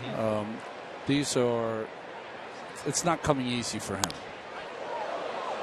So if he gets through this inning, and as this team looks to save innings, this might be one of those games that you think about. 5, no more than 6 innings for his workday. Well, you said this before, that just as managers manage to the pitch count in terms of limiting pitchers, they also manage to the pitch count often in terms of stretching pitchers beyond where they should go. Yeah, and some days it's just not one of those days. It becomes more of a bullpen day. Syndergaard strikes out Parker with a curveball. His 5th strikeout of the day. 1 out and nobody on. We check in with Steve Gelb. Steve? Well, as we've been doing all week, we continue to track Jon Niese in between his starts. And, today was the 3rd day after his Monday start. It's a much lighter day than his first 2, which involved weightlifting, running, and yesterday, the bullpen session. Today, it's kind of all about starting that recovery process. Comes to the park at 8 a.m. Around 10:30, goes out, stretches, throws from 100 to 120 feet just to keep everything in line, keep that arm slot up. And then he goes back in, just gets ready to watch the game. Because it's an afternoon game, that's all he does. If it were a night game, he may go in the hot tub, may get a massage. But again, pretty much just about recovering, relaxing, and starting to get set for his next start. Steve, I've really enjoyed listening because each pitcher has their own kind of gig that they do. I didn't realize that John, a couple days ago, he talked about how he stopped running. It was the attempted bunt by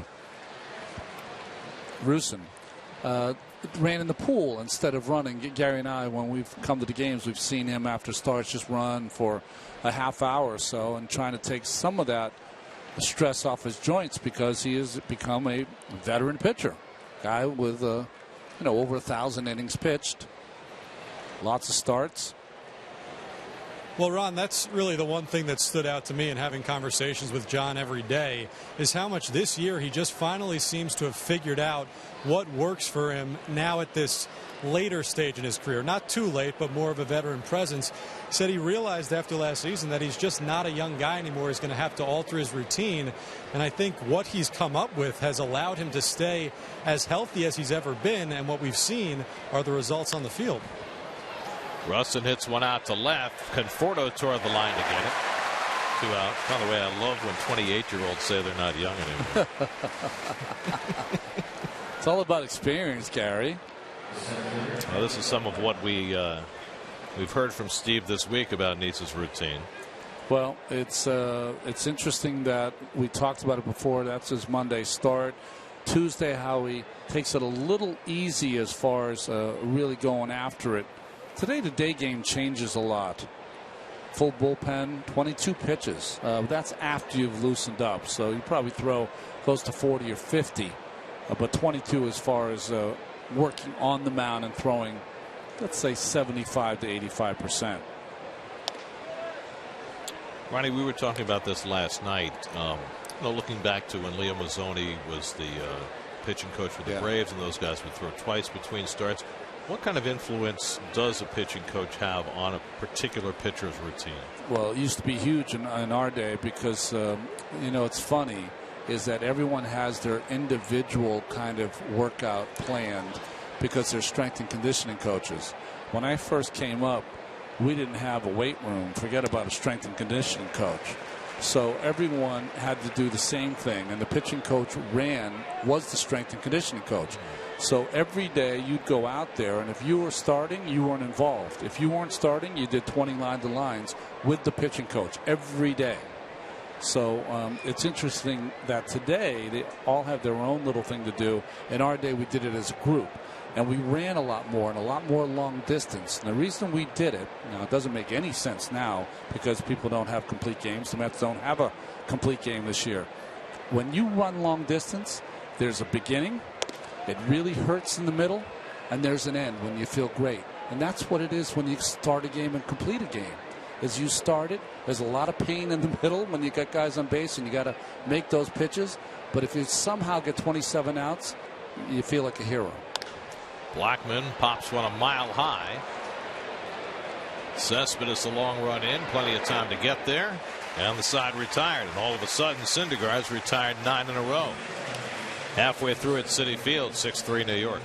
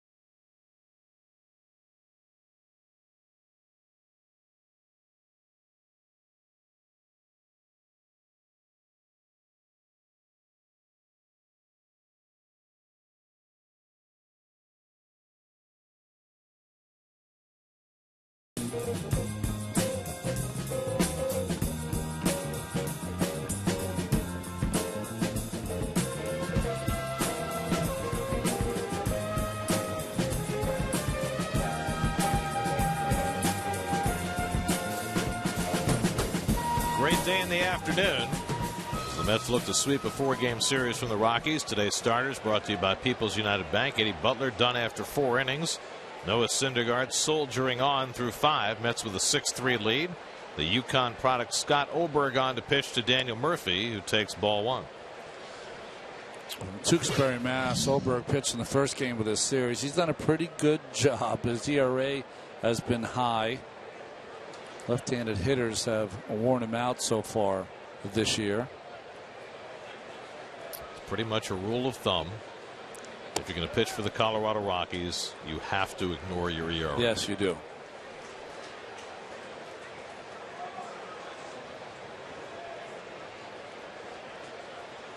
Murphy, Uribe, and Johnson for the Mets in the 5th.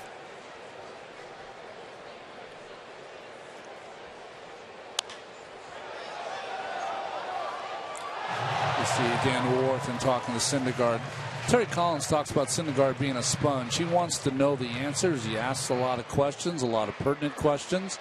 And most pitchers want to, no, I shouldn't say this, not today. But there was a day the pitchers like to be left alone during the games. He loves to talk to Dan Warthen and try to figure out why he's not having one of his Syndergaard type great games instead of just a solid game. You know, I look at Syndergaard watching the other pitchers every pitch of every game, and I think to myself, maybe the best play the Mets made all year was Wright and Parnell ditching Syndergaard's lunch in spring training. I mean, they turned this kid, at least partially that had to have the impact, into a guy who just wants to know everything and is going to do nothing but pay attention during games. Well, I think there was a confluence of events. He had a tough AAA season last year. He thought he was going to be called up and wasn't. They had the incident in spring training, and I think all of that really gave him a feeling that this is really serious business, and I better start really becoming serious if I'm going to be the player I want to be. Murphy to left center. Blackman circling in to get it. 1 out. Well, he's 22. And, you know, some kids come into this game with great maturity. Yeah. Some develop it early and some develop it much later. And he seems to have hit it just at the right time. He has, but I would say one thing to him. Make sure that every once in a while you sit back and enjoy what's happening, because this is amazing stuff to be a major league pitcher. Here's Uribe, 1 for 2, an RBI double in the first.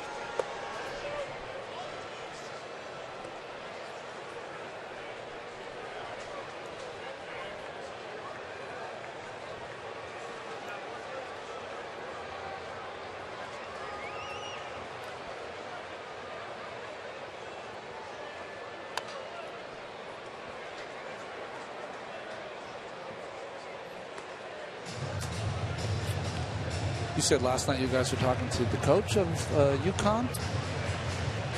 Jim Penders. Yeah. Nephew of Tom, who's done a great job building that program. Bringing in the likes of Oberg and George Springer and Nick Ahmed. L.J. Mazzilli. Yeah. Well, I was recruited to UConn when I was a high school player for baseball. They were the only team, only a university that recruited me just for baseball. Their coach at the time was one of the greatest guys of all time, Andy Baylock. And they had so much success there anyway. And, you know, I ended up going to where I went when I went. But, you know, the UConn I saw is probably a little different than the UConn that there is today. Well, that campus has undergone enormous amounts of expansion and upgrades over the last 20, 30 years. Now it's become a great destination school. It really has. Good for them. And Andy's a big part of that. Really liked him as a man. 3-2 to Uribe. And he whacks one foul.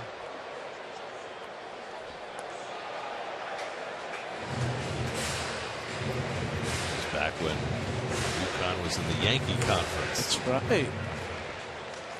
With Maine and New Hampshire and all those schools. That whole athletic program's come a decent distance since then.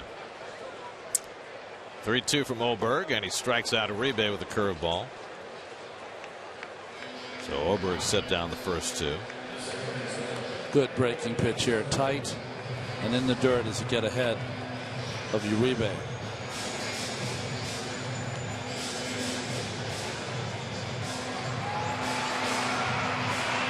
So now Kelly Johnson has had himself a big afternoon already. A pair of doubles, 2 RBIs. That scored 3 in the first, 1 in the third, 2 in the fourth off Eddie Butler, who went 4, allowed 6 runs, 7 hits.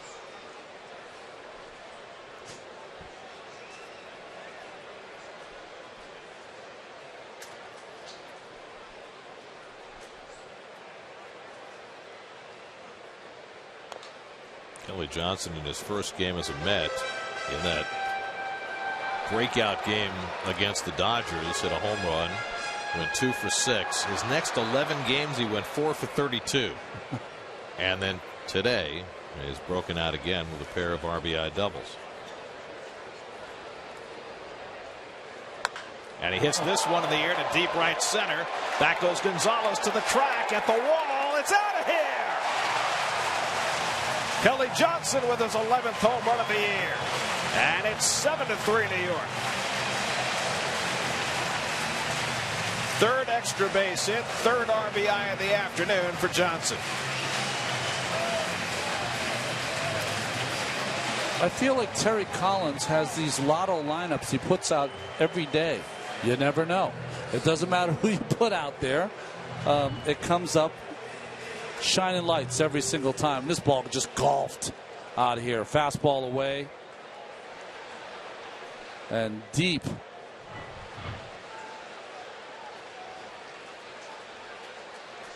So the Mets hit their second home run of the afternoon. Granderson and now Johnson. See the difference between a veteran when he hits a home run, a guy in your bench. There's no jumping up and down. There's no high-fiving. Is he happy? He's absolutely happy. But those guys know that's part of what their job is. Puts his gloves away, gets ready to play defense. It's being the professionalism of the veteran player. Garneau pops it up. McBride and Hundley makes a nice play. He had to go a long way for that ball to retire the side. But the Mets tack one on Kelly Johnson's 11th home run. Johnson's second as a Met makes it 7-3 Mets after 5.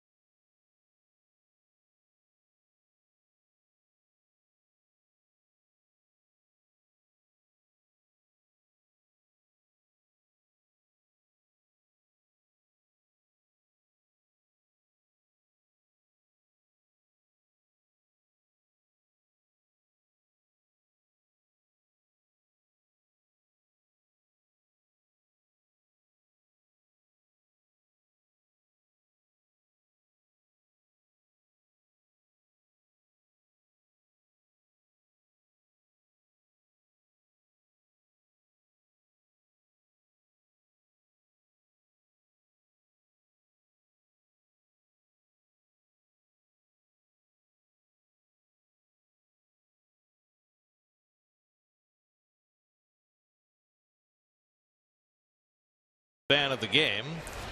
Today's photo comes from Joe. I love when the babies get to meet the Unisphere. That's a good shot. Creativity. Nice. Worldliness at a young age.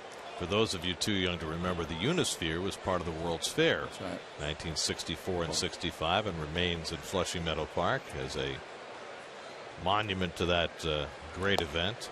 DJ LeMahieu takes a strike, and a lot of us, I was 6 years old at the time, thought that Shea Stadium, which also opened in 1964, was part of the World's Fair because it was right next door. But a lot of people those first couple of years that Shea was open would make it a double event. Go to a game, go to the World's Fair.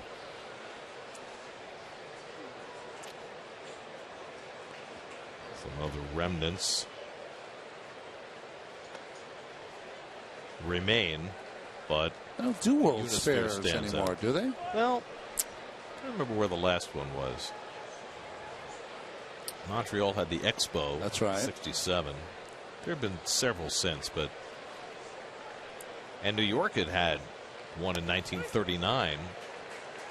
That's right nearby, the same site. And there's the Unisphere and Shea Stadium next door. There's all the flags of all the different countries? Right. Okay, cool. The Big Shea. That was my favorite scene when the people would get off the 7 train and you'd be warming up the bullpen. You could see the people coming off the train. And I'm telling you, juices would flow. You're like, people are coming. I mean, in those days, we'd have 40, 50,000 people at the games.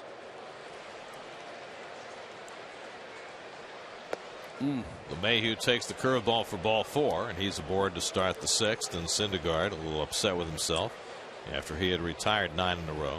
Yeah, it's just not the right choice of pitch in a 7-3 game when you throw 97 miles an hour. A breaking ball on a 3-2 pitch. You just can't do it. It's not a rule of the game, but it's as close as a rule can get. So here's Gonzalez, who drove in a run with a ground out his last time up, but 0 for 2 today and 1 for 13 in this series. And if the Mets can get Carlos Gonzalez out of town without doing any more damage than that home run he hit Monday night against Nice, they will be thrilled with the way they've handled him for 4 days. Double play ball right at Flores. Step and fire. Murphy with the lunging grab, and the Mets turn the 6-6-3 double play.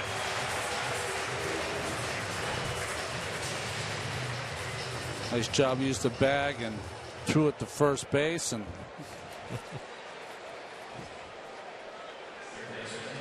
I only chuckle. Not the way they draw it up on the chalkboard, but it worked. Only Murph's third start at first base this year. Murph hasn't flipped one behind his back yet this year as a first baseman. Not yet, but he's done it before. So 2 out and nobody on. Now Nolan Arenado, who homered back in the first, 1 for 2. And he takes a curveball for a strike.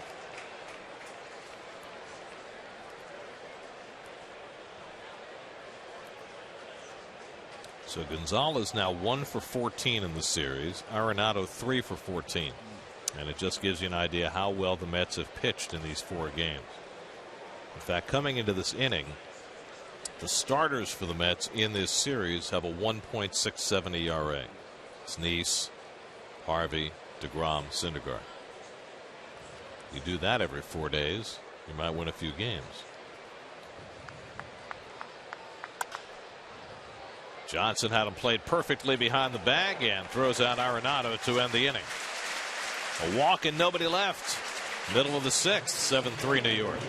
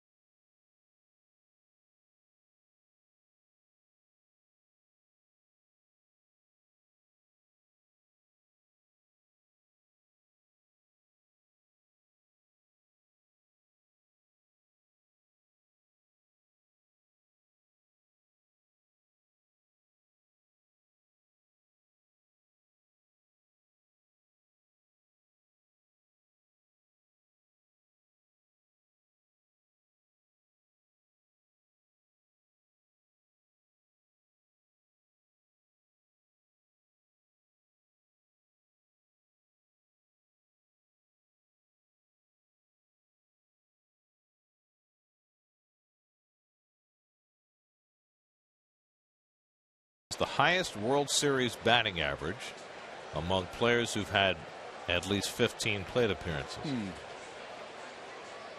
This is not for the Mets, right? This is in history, I'm assuming. Michael Conforto takes a strike. So we're looking for the highest World Series batting average in history, at least 15 plate appearances. Conforto had a base hit and scored a run in the 4th inning, 1 for 2. And takes the curveball from Oberg up high, 1-1. I know Billy Hatcher was 6 for 9 in the 1990 World Series against the A's for a 750 average, but that's not our 15. Might have had 6 walks.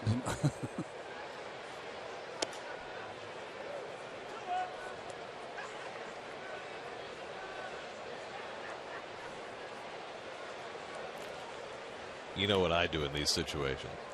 I look around the ballpark and try to figure out the hook. Yeah. And I'm not getting to it.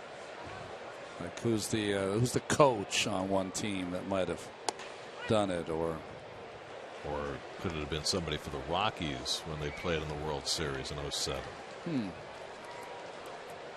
They were 4 and done though, right? Yes, they were. So that makes me skeptical that it would be one of them.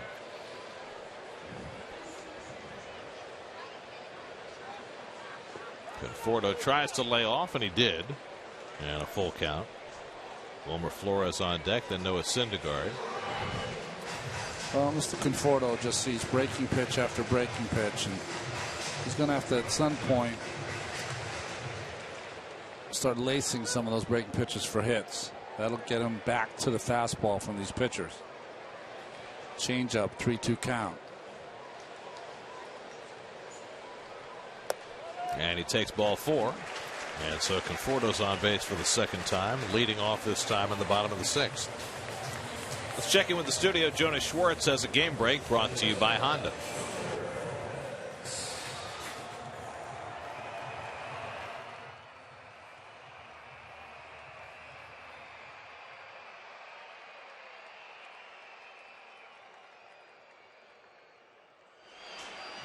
So the Blue Jays had an 11-game winning streak in June.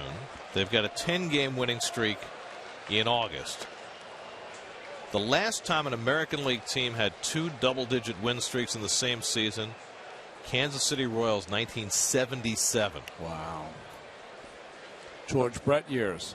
But here's, of course, what's interesting about that, right? So 11 and a 10. Other than that, they're 10 games under 500. That's right. Well, it's 2013.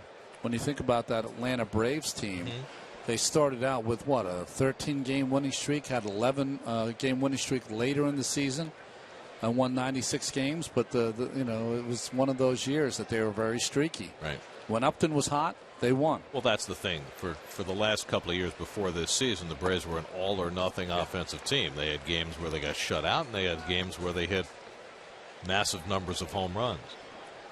I think they're a much more interesting team to watch now. Syndergaard on deck, which for a while was though he might not make it past the 6th inning, but he has really gotten it in gear. Flores 0 for 2 today, and Oberg falls behind him 3-1.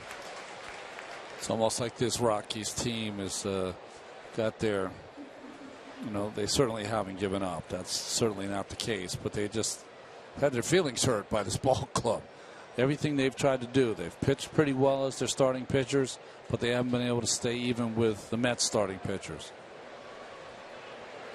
They haven't given up that many runs, but the Mets have gotten enough. And now Oberg issues back-to-back walks to the 7 and 8 hitters to start the 6th inning. And Syndergaard will go up there to try to bunt.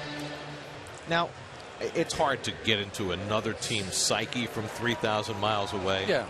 But if you're the Washington Nationals, who just lost 2 of 3 to the Rockies at home, and you're watching this series from afar as you get shut out by the Dodgers the last 2 nights, what are you thinking? I'll tell you exactly what they're thinking. They're saying, as they're sitting down, waiting before going to BP, are the Rockies trying? I mean, that's how you end up talking about things, because, the Nationals have enough to take care of on their own team. They've got, they got to pitch a little better, hit a little better. There's Friedrich up bullpen for the Rockies. But, and they know that. They're too good of a team not to know that. But it doesn't feel great every day when you see the team that you're chasing seem to be not only winning, but winning pretty handily. Now, long way to go in this game. It would help if Syndergaard get a bunt down here and get another run in. Struck out his last time up. 0 for 2 on the day. Conforto at second, Flores at first, and a perfect bunt by Syndergaard. I mean, you can't do it better than that. Arenado throws him out. Just the way they draw it up in the textbook. Finally, Bud Harrelson is smiling in Long Island somewhere. I mean, you're right. See the angle? He's in front of the plate, so he's going to keep it fair, and he puts that angle perfectly and bunts it hard enough that Arenado has to come up and get it. Eye on the baseball, doesn't move his body. Look how still his body is. If your body's still, that means your head's not moving. If your head's not moving, that means that you're going to see the ball properly. Wow. Looks easy when he does it. Look at Terry Collins. He's all excited. He loves it. Fourth sacrifice of the year for Syndergaard. That's going to be all for Scott Oberg. Walt Weiss will make a pitching change and bring in the left-hander Friedrich to face Curtis Granderson. Mets up 7-3 and looking for more in the sixth. Call to the bullpen brought to you by Verizon. We'll be right back.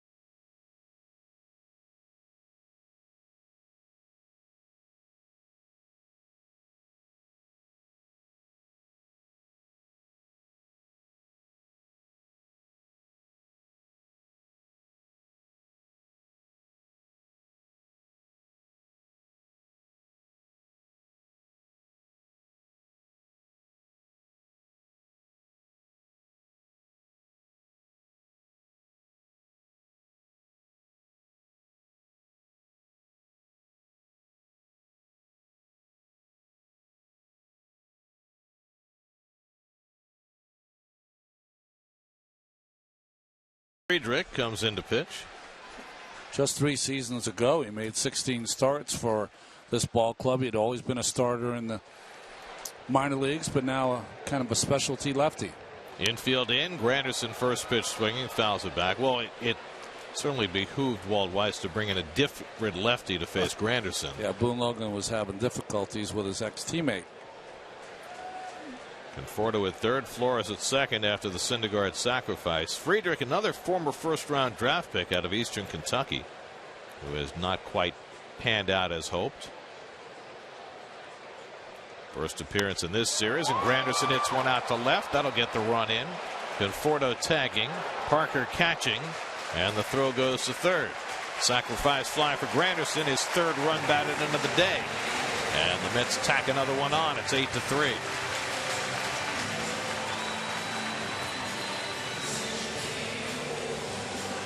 Well, when you have a team that is as deep as the offense is now, you don't have to do too much. Just get a ball in the air, get it deep enough to get a run, Conforto with the tag, and the Mets have 8 on the board. It's the 5th different inning that the Mets have scored in today, 5 out of 6. And this time scoring without a hit. 2 walks, a sacrifice, and a sac fly. Now Cespedes, who doubled and scored a run back in the third, 1 for 3 on the day. Got to walk him here, don't you? I mean, I know his numbers against lefties are not great, but still. Murphys are not good against lefties this year.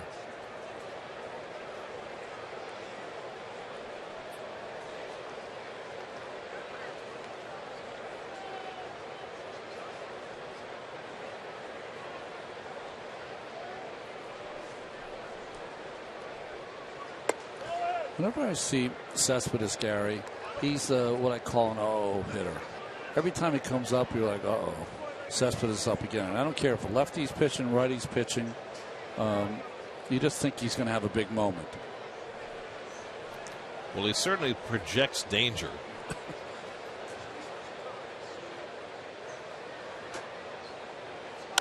And he lines one into right center. That's a base hit. And that'll bring home Flores.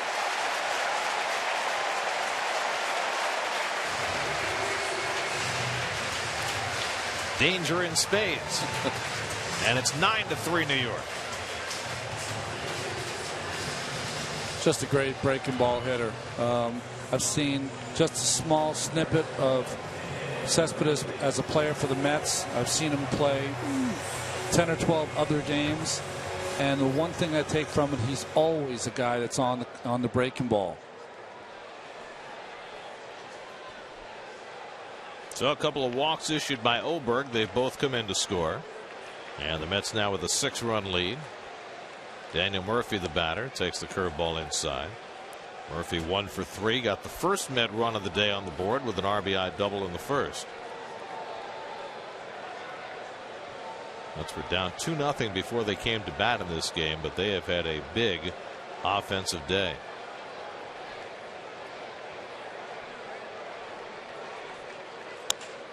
Slap to third. Arenado backs up to grab it, and that's a 5-6 fielder's choice to end the inning. But the Mets add a pair. After 6, it's 9-3 New York.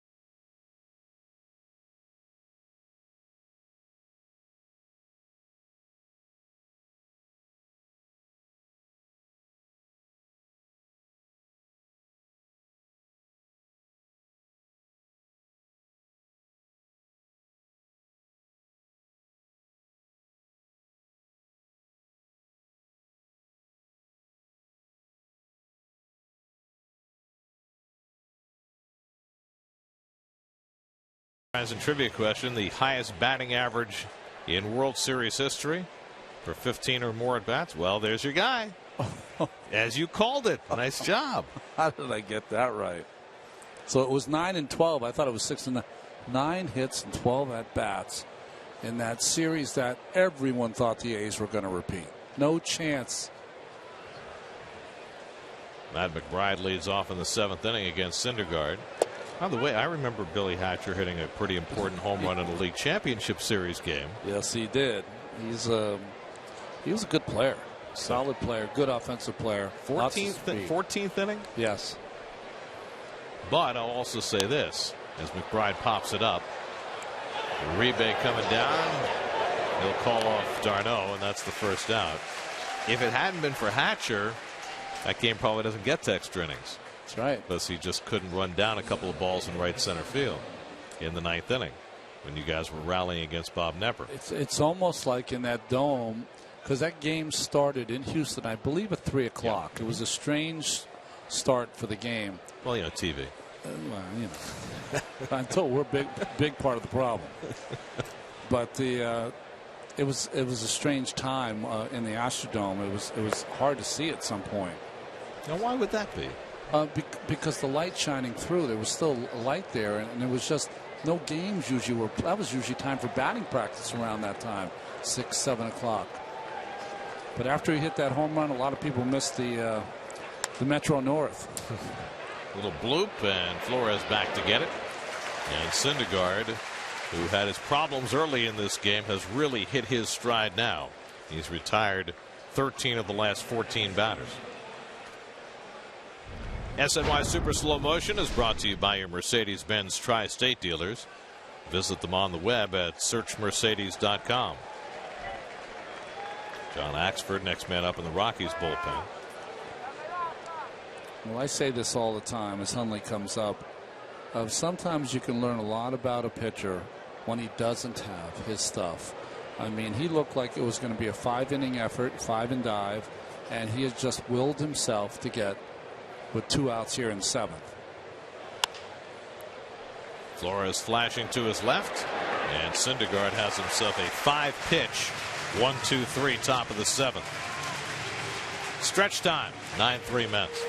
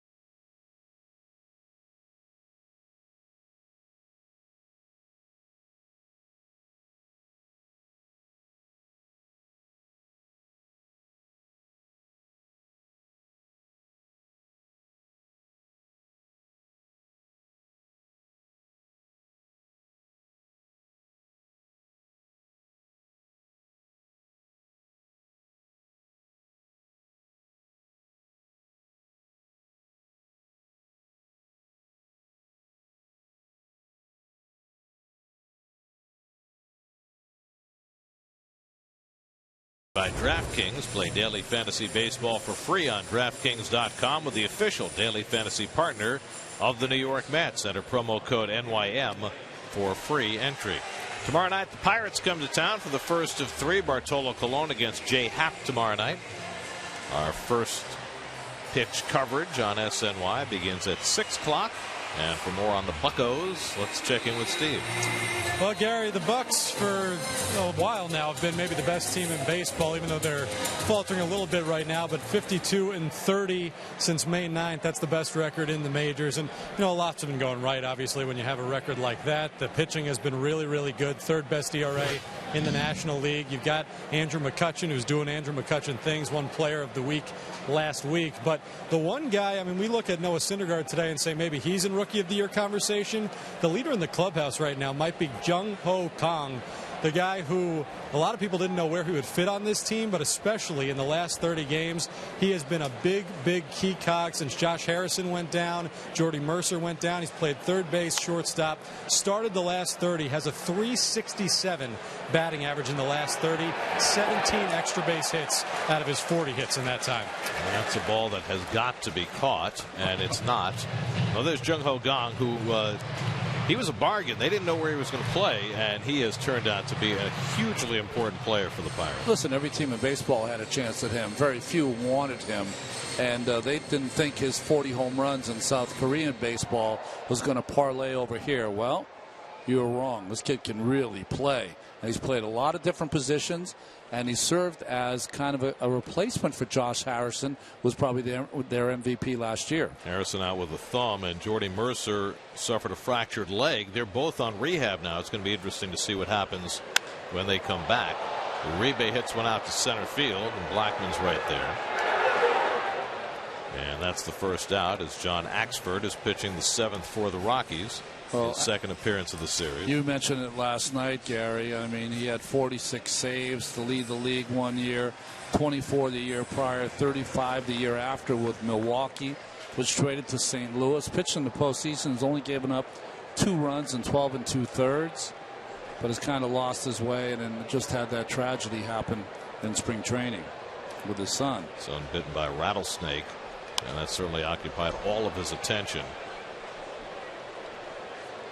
Kelly Johnson has had himself an enormous day. 2 doubles and a home run. He's driven in 3. Only the 3rd Met this year to put together a 3 extra base hit day. And he takes a curveball for a strike from Axford.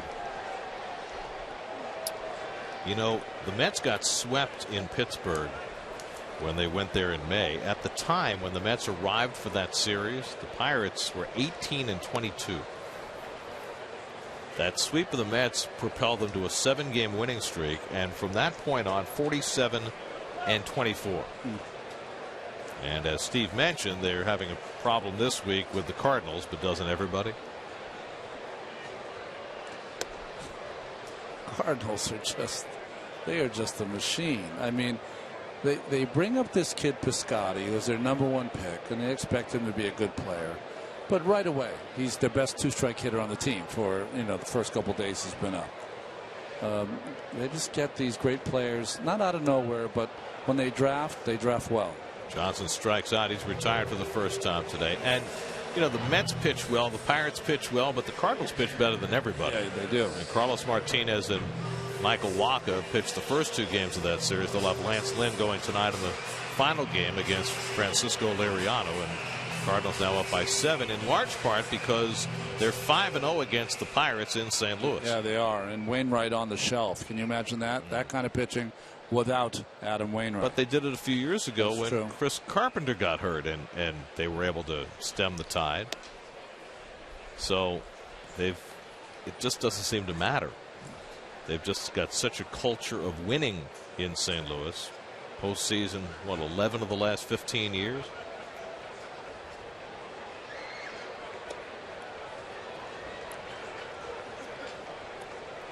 Two 2-0 to d'Arnaud, who's 0 for 3 on the day. d'Arnaud looks like he's really choking up. Syndergaard appears to be done. You got the conversation with Terry Collins in between innings. Hansel Robles up in the bullpen.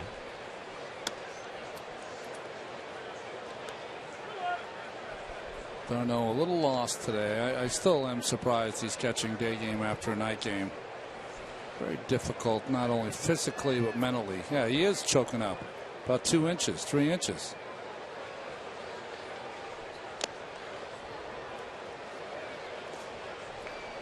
Well, when he first came up, we talked about how he wraps the bat and points it forward, and how that makes it so hard to get it into the strike zone on time. Well, Terry Collins said it. He said, you can have the bat speed. He said he's got it. But it's rhythm and timing, and he hasn't gotten those yet. Who's going to play this one? And LeMahieu almost pushed McBride out of the way before McBride makes the catch. So they let a foul pop fall earlier, but not this one. Syndergaard certainly rightened his ship after a tough start.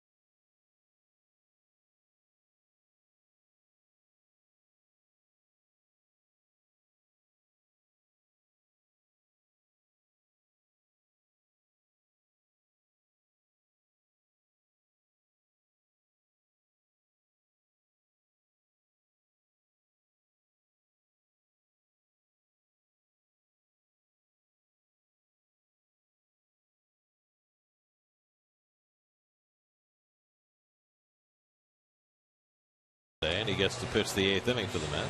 Well, he hasn't pitched in 8 days, and you say to yourself, boy, that's a long time. Well, it's a long time, but what can you do? Your pitchers go 7-8 innings every single night, and you know that Familia is going to pitch the 9th. The Clipper's going to pitch the 8th. Sometimes there's no room. When your lesser relievers don't pitch a lot, that's not a bad thing. Yeah, exactly. I mean, it used to be on a 10-man pitching staff, there'd be a guy who sits down there for 2 weeks and doesn't pitch. That's right. Now you got 12-man pitching staff, so if your starters are going deep into games, it's really hard to get everybody work. Kyle Parker will lead off in the 8th inning. So Noah Syndergaard gave up 2 home runs in the 1st inning. He gave up 2 hits in the 2nd inning, and then he didn't allow another hit for his last 5 innings. That was impressive. They got through 7 innings, only giving up the 3 runs and 2 home runs. So impressive. Parker had one of those hits, 1 for 2 on the day. You know how many teams in baseball would take that as kind of a bad start for Mets pitching? 7 innings, 3 runs. Tommy Kahnle, who has taken over recently as the Rockies closer, hasn't appeared yet in this series for good reason. He's an upstate New York kid, right? Yeah, up near Troy, Latham, New York. Okay.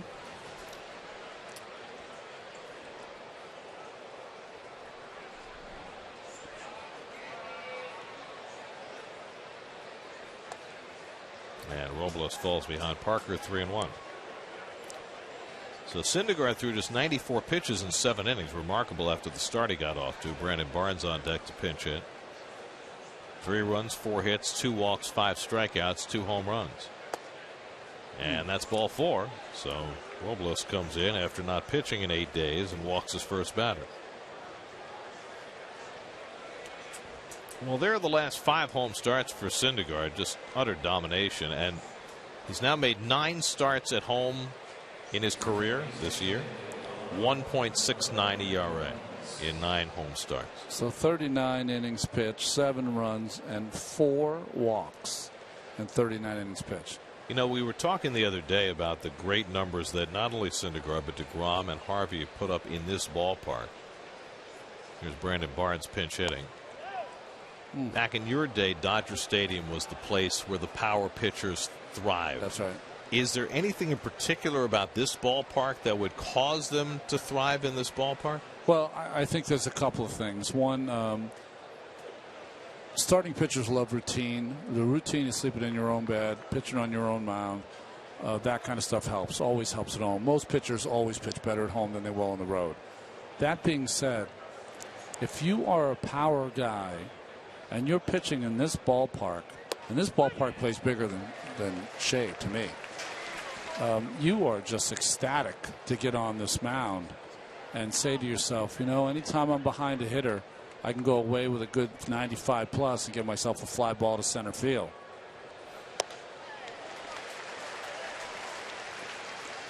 And I think the other thing is that we can't lose this. Is that is Parnell and Flaherty getting ready? Is that they're pushing each other, Gary? It happened in the years I played. It's one of the greatest things that fraternity that can happen. Barnes out on strikes, and Robles has his first out. You get to a point where you feel as though it doesn't matter what the guy before you does, you're going to keep carrying the torch. Today's your day. And it's a really great feeling to have, and the Mets are right in the middle of it right now. Here's Charlie Blackmon, who walked, stole a base, scored a run in the 3rd. 0 for 2 today, 0 for 11 in this series. Well, Keith touched on it, right? I mean, coming in to face these after Nice has the game he had, you can have a disastrous series. And they're going to go wherever they're going to go back home. They're going to play someone, and someone's going to ask them, what those Mets pitchers, they for real or what? Yeah, they're for real. You think they might respond that way? Big time. Well, they get them again next week. That's a different ball game. It's not baseball out there. It's a different. It's Rockies baseball. So it's a different thing. And in fact, Mets pitchers are going to have to deal with something they're not used to dealing with what I just talked about here. Double play ball. Johnson with the feed. Flores, nice scoop by Murphy. Double play, side retire. Can they live going through giving up a few more runs than they're used to in a smaller ballpark?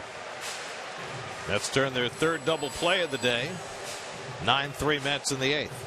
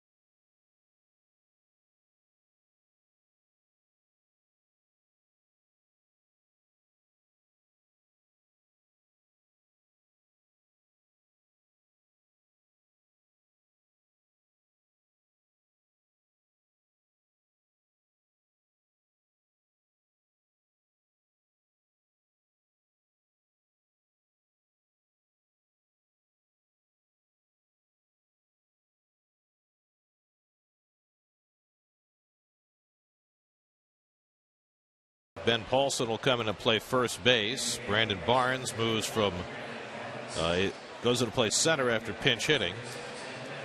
And Kyle Parker, that's Matt McBride yep, moving from first base to right field. And the new pitcher for the Rockies is Tommy Kahnle.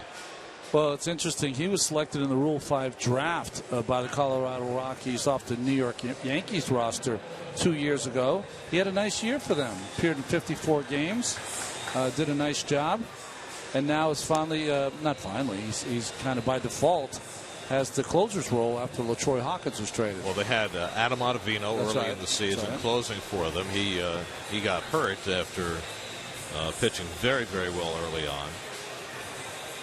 LaTroy got a shot at it. Axford got some save opportunities, and now just in the last week they put Kahnle in that role, and he saved 2 games against the Nationals over the weekend. And now, after not having pitched the first 3 games of the series with the Mets in front in all 3, he'll get an inning of work here. He's got some DeGrom hair working. Nice. You don't suppose that'll be the rage all around the game, do you? Maybe. Between DeGrom and Syndergaard? The beards have gone on for a while now. Michael Conforto will lead off for the Mets in the home 8th. Conforto has a single and a walk today. He scored 2 runs, 1 for 2. Flores on deck, then the pitcher's spot. Mets with 9 runs and 9 hits today. Home runs for Granderson and Johnson. And Conforto takes ball 1. Kahnle throws hard. Went to Shaker High School in upstate New York. There's Parnell. If you understand the history of this country and the Shakers, you understand why it was named that.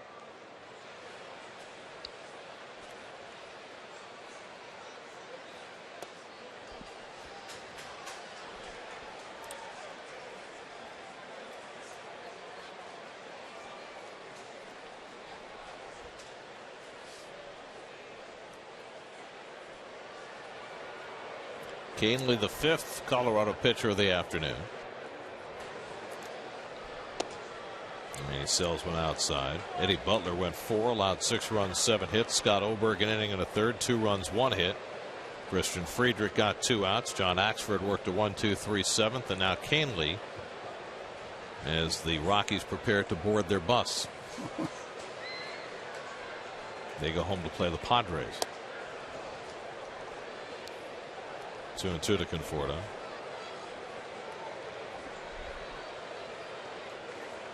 That's really the pitch that's made the difference for Canley, Yeah, right? That changeup. Because he throws hard enough, but his ball's pretty straight. Takes the pitch up and in, changeup away.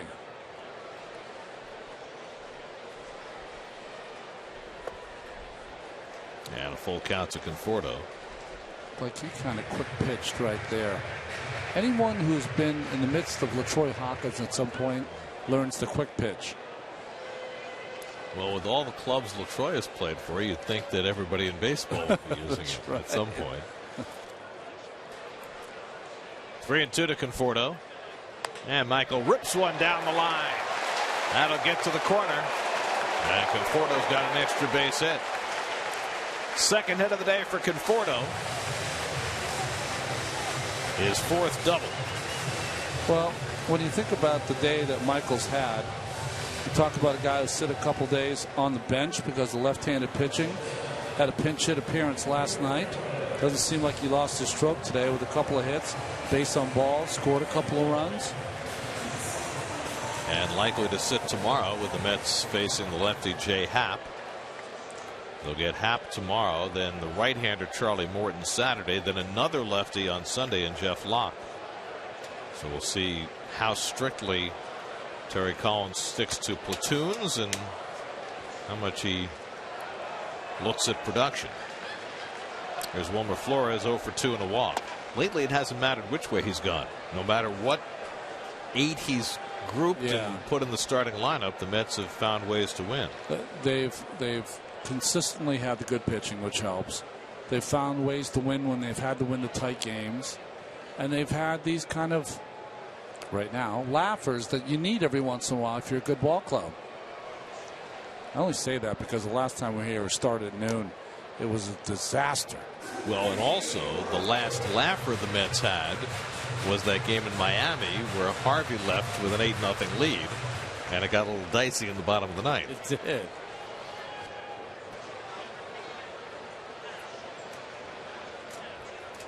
Juan Lagares on deck to pinch hit, with Parnell getting ready to pitch the ninth. Flores 0 for 2 in a walk today. And Wilmer has a big cut of the fastball and fouls it back. There's the Mets box score brought to you by Verizon. Kelly Johnson with the big day today. 2 doubles and a home run. All 3 produced runs. Curtis Granderson hit his 20th home run of the year, matching his total from last year. Mets with a big offensive day right from the start after falling behind 2-0 before they came to bat.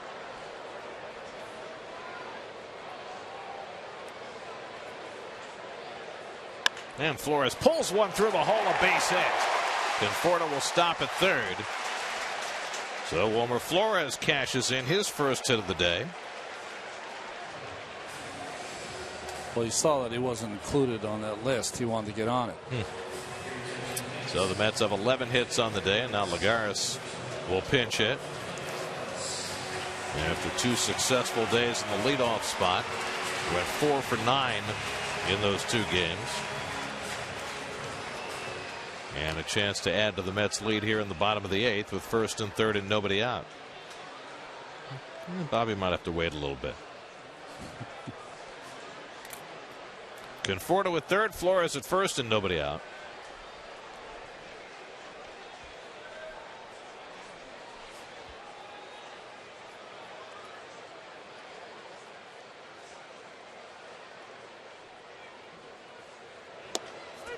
And Lagares takes a strike.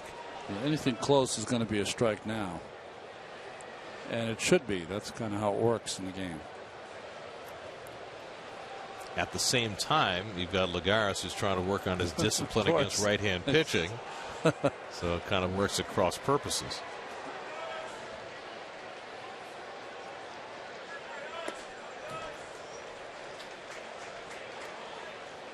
Let's take another look at that Mets box score brought to you by Heineken. Oops. We just really wanted to show that Wilmer was on it. See, with a hit. Well, I like that it was updated in the last 30 seconds. Very nice job.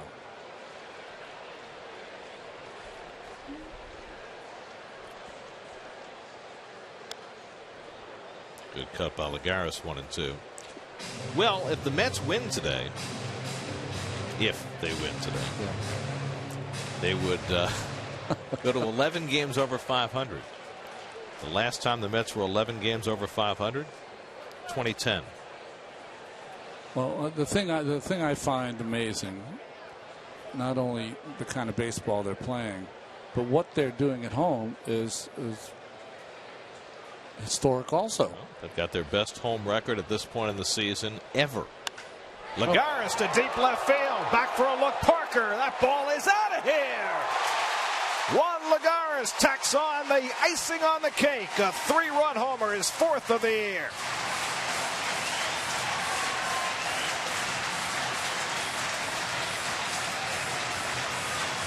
A bombardment for the Mets this afternoon. It's 12-3 New York.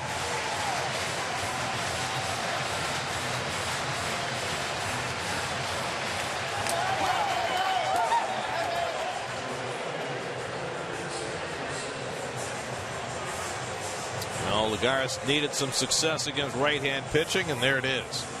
Just a changeup right in the middle of the plate, just sitting on a tee, and Juan didn't miss it.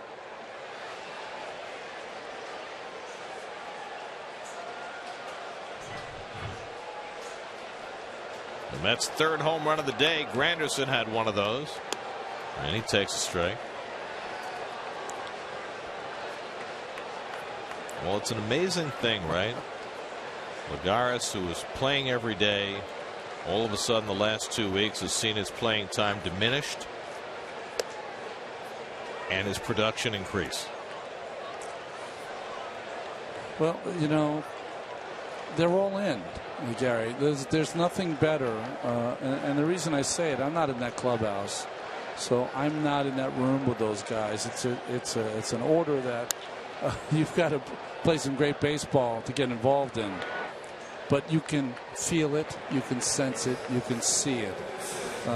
You know, of course, today you have 12 runs on the board.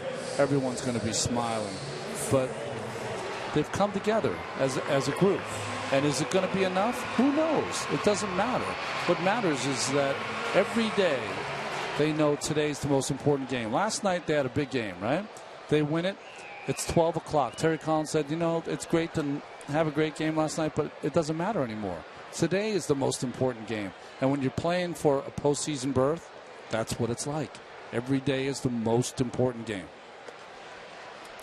And a team that didn't have a lot of postseason experience on their roster all of a sudden has some, and maybe that makes a difference too. Yeah, big time. You know, we're not going to talk more about it than maybe we should, but bringing in guys that have played in the postseason, everyone says, well, you know, they played in the postseason, they know how to play in October. That's a small part of it. They also know how to carry it through August and September when it's the toughest time to play, when everyone's trying to get out of that scrum and make the postseason. It's not playing in October, it's getting to That's October. That's right. And how you do that is you excel in August and September. And he's one of the great additions, Mr. Uribe, Senor Uribe.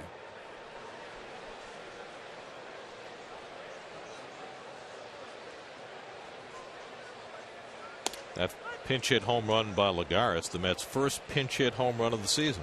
In fact, they hadn't had one in over a year since Chris Young hit one last July. Chris Young has had a real good time in the Bronx, hasn't he? Well, none of those guys are having a good time right now. Well, no. 6 runs in their last 5 games. Cespedes with a wild swing, 3-2. The Yankees had a 7-game lead on July 28th. And it's disappeared in 16 days. 7 games in 16 days. We've been there. You know that in Queens. It was 7 games in 17 days. It's like the Yankees one-upped them.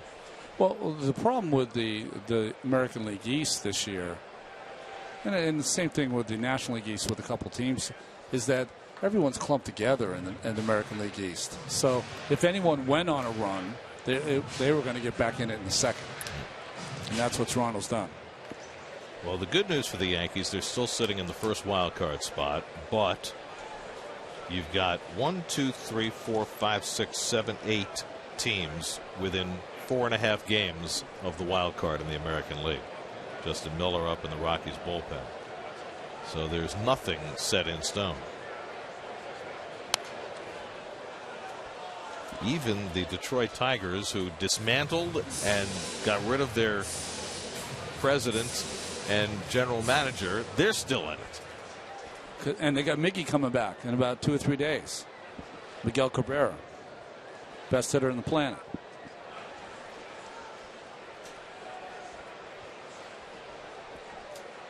Eighth pitch of the at-bat coming to Cespedes.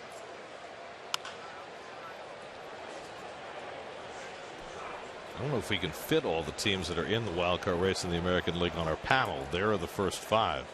11 out of the 15 teams are within 4.5 games of the second wild card.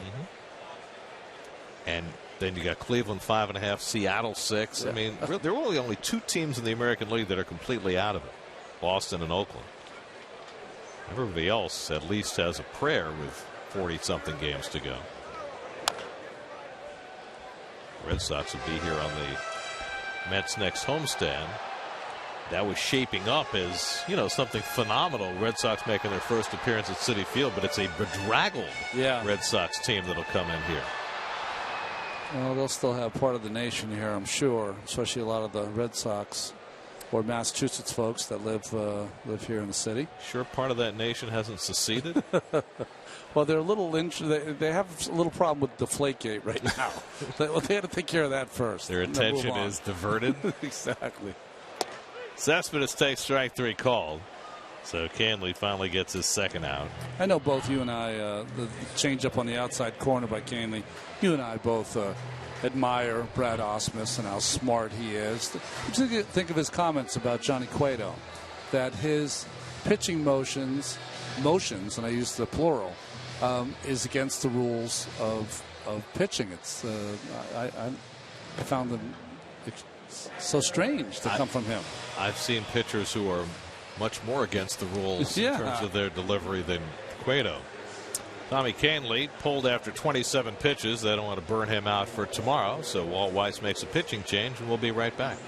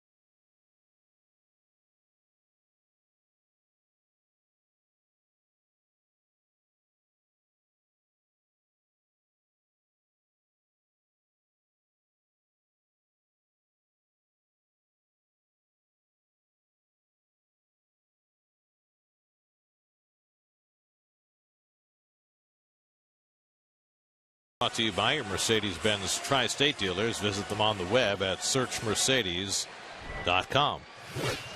Justin Miller comes on to try and get the final out in the bottom of the 8th. Tommy Kahnle gave up a double, a single, and a 3-run homer. Retired the next 2 hitters, but Rockies go home and play tomorrow night against San Diego, and they want to have Kahnle available, so he gets pulled. And Miller comes on for his second appearance in the series to face Daniel Murphy, who's 1 for 4 on the day, and he flies one out to left field. Cal Parker right there, and that retires the side. Mets 3 outs away from a 4-game sweep. Up 12-3 going to the 9th.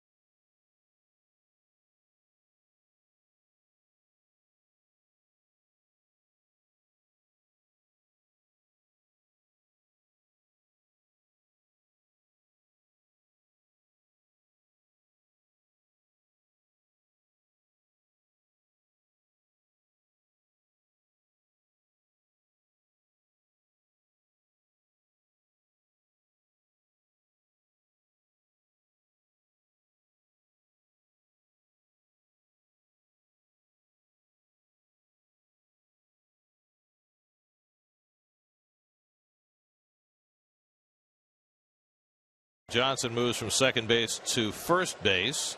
Wilmer Flores moves from shortstop to second. Ruben Tejada comes in to play shortstop. Juan Lagares, who hit the pinch hit home run, stays in center field. And Bobby Parnell will try and get the final 3 outs. Well, all of these efforts by these pitchers, Parnell included, are really important because they've been off their game a little bit. Familia's righted his ship. Bobby needs to right his. DJ LeMahieu leading off. He got the afternoon started with a home run against Noah Syndergaard in the first inning. Rockies hit 2 home runs against Syndergaard in that first. They added a run in the third, and then Syndergaard shut him down. Went 7 innings, allowed 3 runs, 4 hits. Our friend Danny Nobler, who is covering the game for the Denver Post today, just tweeted out an unbelievable stat. It's the 52nd time this year, including all 4 games in this series, that the Mets starter has gone at least 7 innings. That's the most in baseball. Wow. The last time a Rockies starter went 7 innings, June 30th, a month and a half ago. LeMahieu grounds one out to short, and Tejada throws out LeMahieu. The Rockies have had 17 outings this year of 7 or more. That's the fewest in baseball. Wow. And the Mets 52, you said 52, the number? including all 4 games in this series. Well, I told you that the starter for the Rockies today, Eddie Butler, who's had a struggle of it. Good arm. He'll right the ship someday, but he had not thrown a pitch in the 6th inning in his career. So here's Ben Paulson batting for the first time. Came on to play first base. Paulson 1 for 7 in this series, and he slaps one down to third. New Uribe's got it, and there are 2 out. Only 1 more foot to put on the bus.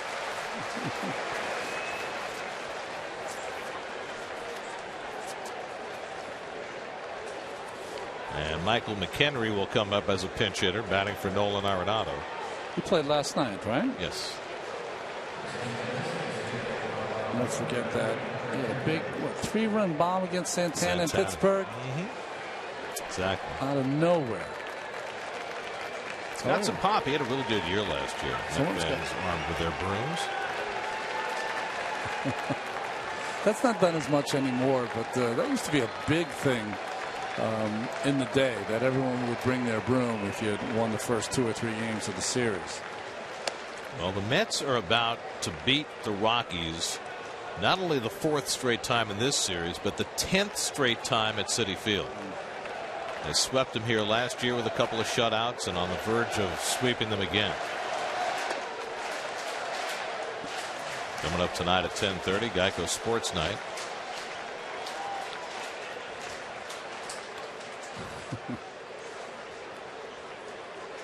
I didn't know there was an aardvark and an iguana, but Chris will have it covered in the spirit of the Raleigh Parakeet, who has been missing in action today, and the Mets either continue to be inspired by the parakeet or the parakeet is irrelevant. We have different wildlife today.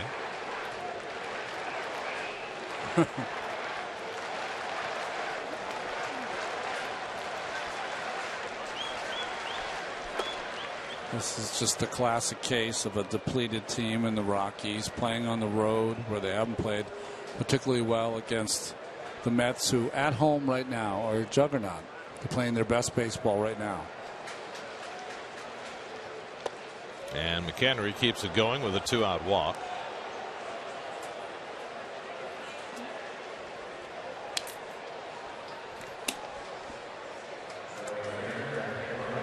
And that'll get another at bat for Matt McBride.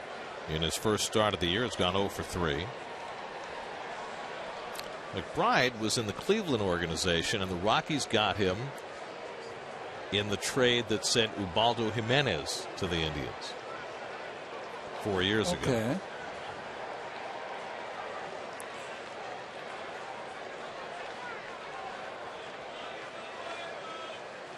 Remember when Ubaldo came up with the Rockies in 07, what I said to you? That's right. I remember. I said, how come the Mets never get pitchers like this? No, you texted to me because I was working. I was in Colorado. And look where we are. And you said, how come the Mets don't have a Ubaldo Jimenez?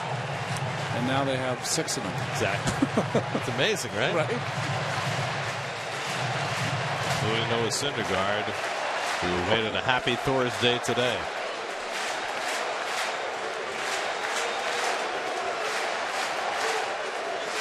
Oh, 2 to McBride.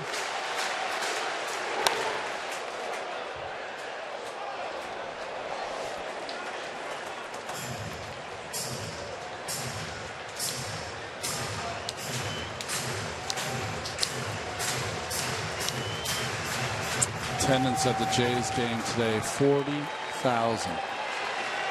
36,000 here. Beautiful. Love it.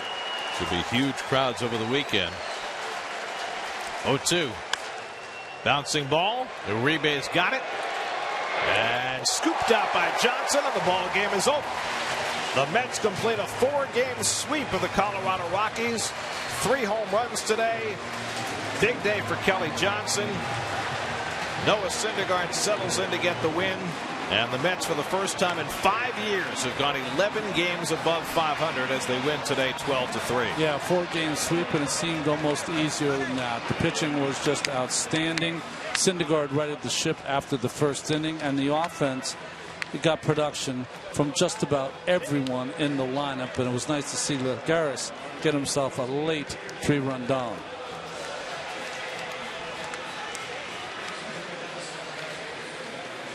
So the Mets win it easily after falling behind 2-0 early. 12-3 the final. Curtis Granderson hit his 20th home run. Kelly Johnson 3 extra base hits. Juan Lagares hit the Mets' first pinch hit home run this season, a 3-run shot. And the Mets win it easily 12-3 to complete the 4-game sweep. They've now won 11 of their last 13 and lead the Nats by 4 games going into Washington's game tonight in San Francisco. For every Mets win, the Mets Foundation is proud to contribute $2,500 to the Cats Women's Hospital and the Cats Institute for Women's Health. For more information, visit northshorelij.com/KIWH. This win brings the total contribution so far this season to $157,500. 12-3 the final. Mets beat the Rockies to complete the sweep. More from Flushing is coming right up.